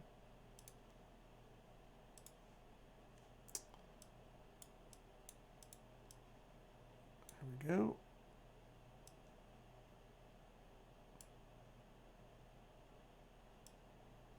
Yeah. No, yeah, I'm aware that I could do something like that. The big thing for me is figuring out a way to, when I have the camcorder, the like I did a lot of research when I got the M200, and I have just been absolutely in love with the Canon. It's done so much stuff that I wanted it to do. The quality is great. The zoom is great. The whole blurring effect thing is great. It doesn't overheat. I mean, like, I've just absolutely in love with how great it's been. The white balance is good. It picks up light a lot, especially on Tuesdays. I notice when I start streaming and there's all my light in my office, because my office gets tons of light. It looks awesome. And then as time goes on, I can adjust the aperture for a long time before it's really noticeable and before I have to go down and actually like turn on more lights and do all that kind of stuff. So I feel like it's exactly, yeah, what you said, Commander Dunsel. That's what I want it to be, is like a real intimate presentation where you're like in my room hanging out, watching as we actually play a lot of these games. And so it's the kind of thing that I can use not just for board games or for solo games or for D&D stuff, but also for certain presentations, for certain, paintings, for certain like things that I want to show off that I found, for certain swag. It'll be easier to be able to do that rather than just showing it to you in the camera. So I'll think about that. For right now, I think this works. And maybe down the line, I'll consider getting another one of the M200s. If I were Rob, I'd have like 5 Canon EOS R multi-$1,000 blah blah blah, because that's Rob, and that man is crazy. But his setup looks amazing. The big thing that I have to do now that the books are up, now that everything is pretty much set up that way, I have to finish with the office material. So I need to actually put up CDs and DVDs and stuff like that. I need to set up my I have the debate trophies I used to have behind me. I'm going to set those up over here, and then I have to put up the posters and paintings on the walls. After that, the only thing that's left is little Arv painting the logo over on the wall that you don't see right now because I'm zoomed in. I'm at a different spot. And the light strips that are on those beams behind me that I have to figure out how to do. And that's it. And then it's going to be in pretty much good shape. So the Vault of Heaven. It's Wind Coast. Wuthering Rights. Wind Coast Studios, yes. You like the darker background? I think this background right now looks dull. Like, I don't think there's enough light there. I understand what you're saying, but I think it looks dull. Like, yes, I pop out of the background, but right now the background just looks like I'm in whatever. Like, when I have it going on during the day, I feel like it looks like, oh, wow, like you can see the games. You've got the screens behind me. There's Gandalf over there, who you can just see the bottom of him right now. So there's that. Yeah, that's the thing I have to figure out, which is dealing with the hats and illuminating under the hats. I don't love ring lighting, but I could do like another sort of fill light underneath. See, one of the things that they all say is you don't want it to just be a light that's just shining flat straight at your face, because it cuts out the shadow. And so, yeah, it would be noisy if the background were brighter. Hey, what's up, Echo? Yeah. Well, that's a good point. I mean, like, maybe at night it's a better situation. I have to think about that. I'll have to consider what I can do about that, because obviously I want to be able to pop from the background. For something like this, I think this lighting works for a board game type of, interview-ish, talking about intimate conversation, whatever. Like that does work for that. But I think for sort of a standard stream, even at night, I don't know that I'd want this like as the look for the overall. Like for when I do sorcery tomorrow, I wouldn't want this as a look. But for something like the board game or the D&D or something like that, that would definitely be the case. Yeah, I mean, you're right, Raka. That's what I was reading. I mean, you would know. You're the expert, but about the shadows and the sort of setup. But yeah, so, but I don't mind this setup actually. This looks natural to me. And in terms of like for this kind of look, it looks natural to me. And being able to do this over the table, so I'm right here, it's relatively comfortable. You know, I'm still sitting on my chair. I'm leaning on the table, so it looks pretty good. I want to green screen the old R studio. Yeah. One of the things I love about this office is that it means that I don't have to, because I have never done green screen because I don't like it. I don't even like it when I watch other streamers doing it. I'm not wild about green screens. So I love the fact that I can make this look good. I hope look good and kind of have it pop forward. And that's the office along with the camera. So, but yeah, I got to figure out about this shadow underneath the brim. I mean, you can see me fine, but this shadow is something which I could cut off, and I didn't have that problem at the other office because the lights were all like full blare. But that's not really how you're supposed to light it, and so anyway. But this was good. This was a good experiment. I wanted to give it a shot, and I appreciate you folks coming along for the ride and testing it out. So I'm going to get on out of here, though. Tomorrow night, yeah, well, right. And I mean, I was also doing it. I mean, normally I wouldn't set it up this way where you can see it in front of the camera and all that. Um, it's a little more prominent because I need to be able to be heard without shouting. I turned up the gain and so forth, which meant I think I tried to balance it so that you didn't hear a massive hum in the background, but still could hear me.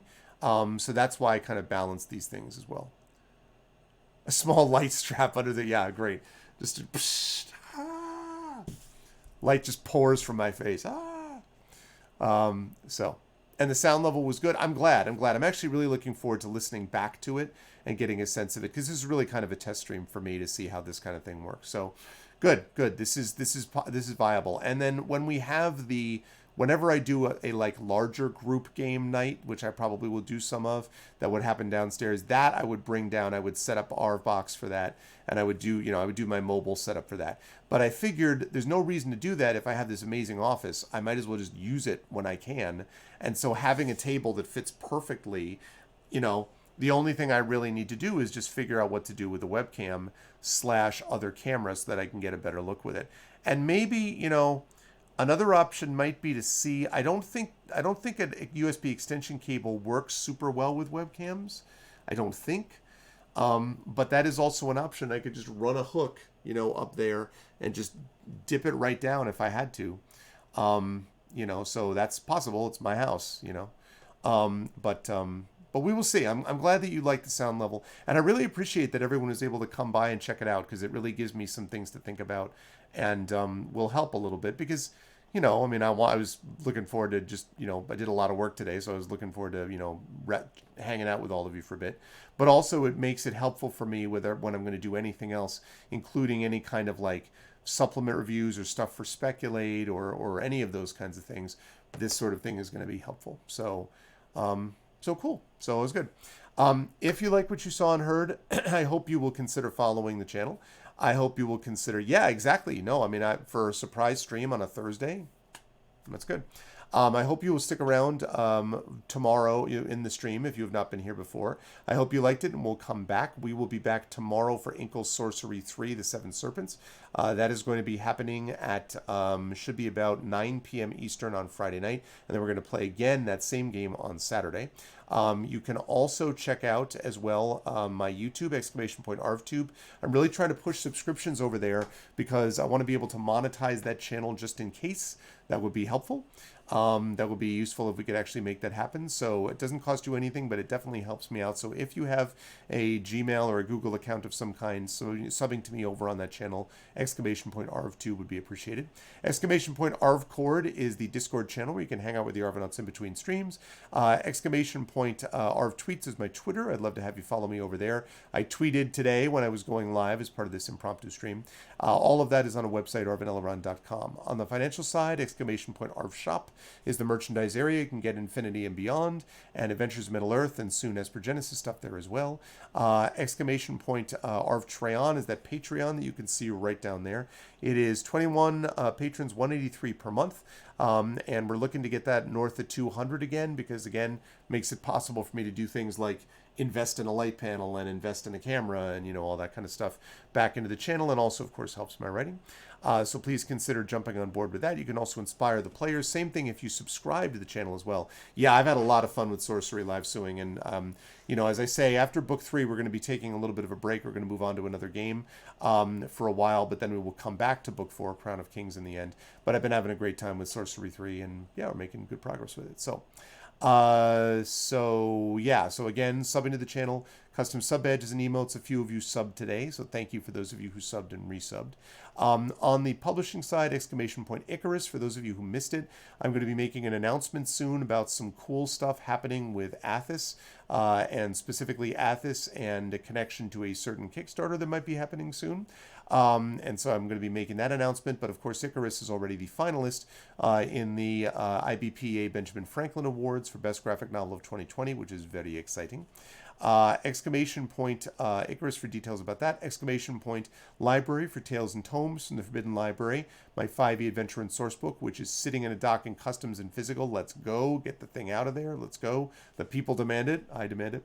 And then exclamation point Library Greyshade KS for details about the Greyshade Kickstarter. Again, for those of you who missed it, the Greyshade Kickstarter is not going to launch next week, but we are going to have an announcement next week about what is launching. The Kickstarter is going to happen, but the delay has been largely in making sure we get all our ducks in a row. Having the terrible tragedy that happened to Brian Dalrymple also slowed us down, because obviously he's the co-founder of Alligator Alley Studio Entertainment, which was doing the tabletop role-playing part of this Kickstarter. They are now confirmed that they're still in, but, you know, obviously losing Brian was terrible for many more important reasons than game reasons. But the company is a small company, and losing him hurt there too. So again, we're you know, picking ourselves up and moving forward. So that's the deal. It's the same thing. I don't know. Yes, I'm sure it's all related to COVID. Echo. It's been in that same place for over 2 months, and I'm sure that what it is that it's in a big container, like a lot of these are, in a big container with a bunch of other containers, and one of the containers caused a problem that they flagged, and so everyone has to sit around while they look. And because of COVID, it's way slower than normal. So we don't have control over it. It sucks, and I just. So annoying, but that is what it is. So soon we will get stuff back and running. Anyway, so library for that, Greyshade KS I mentioned, so more details about that there. And then, of course, as always, exclamation point BLM for Black Lives Matter.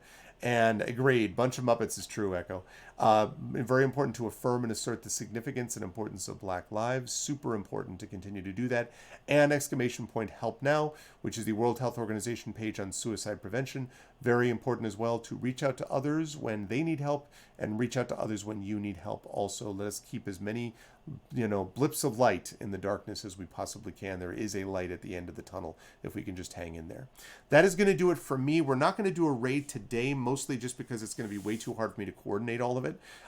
So no raid today, but there will be a raid tomorrow night, and I hope you will all be back. We're going to be starting at 9 p.m. Eastern, and I'm really looking forward to continuing with Inkle's Sorcery 3. It's going to be good times. So otherwise, thank you for stopping by this bonus impromptu stream and helping me playing some Chainsaw Warrior and helping me test out a couple of new things with this setup. And yeah, the office is coming together, folks. I'm very happy with this office, as I've made very clear, and we're almost there. So I am continuing to make progress. But that's going to do it for me. Thank you all. Much love to all of you wonderful people. Thank you to my wonderful, I can't even see you over there. Thank you to J-Rab and Jedi Burner and Rock God and Shadowed Mage and Triffity Mats for being wonderful mods. Thank you to my subscribers, all of that crew that I just mentioned, plus Echo, Commander Dunsel, Configuration Queen, Errant, Live Suing Mrs. Dunsel. Thank you to, I think that's Big Boss S&K, Darth Sisu, oh my god, Hear This, Ice Wizards, Italiara, Lurks, Marinda, Optic Nerve. What's up, Optic? Ravik, Tauntoms, Toddled, and V&K. Man, my glasses are working overtime, but they got the job done. So that's the deal with that. Yes, I may stop over to Rob's as well, but that's going to be it for now. Thanks, everybody. Much love. I hope you enjoyed it. And just one last thing. Did you folks like the idea of doing a board game stream like this sometimes? Is that something, like, let aside how it looks and it's set up, do you like the idea of doing this on occasion? Board games / you know, supplement unboxings / stuff like that? Is that the kind of thing people like? Yeah, you need to watch the VOD sometime, sure. Fun once in a while. Okay, cool. Okay, neat. All right, well then, cool. Then we will do some more of that as time goes on. All right, we are going to yes, but more chat involvement. Well, yeah, I mean, right, and that's partly figuring out. I mean, that's obviously it's a new thing for me, right, Dunsel, about doing that, plus also doing board games. So I also got to figure out as that flow. So yeah, and I wouldn't do it a ton, but it would be as an occasional thing, you know. So anyway, that's gonna do it for me. Much love, thank you all, and I'm gonna see you folks soon. Until I see you Friday night for Inkle Sorcery 3. Everyone be choose your own adventure style. That's true. That might be interesting also. Anyway, I'll think about that. But that's it for me. Much love. Thanks, everybody. And I'll catch you folks very soon. Yeah, they could roll dice with channel points. Yeah. All right. Anyway, things to think about. I'll catch you all soon. And yeah, go wish Rob a happy birthday. And I will catch you lovely folks on the flip side. Till then, be good to each other. Bye for now.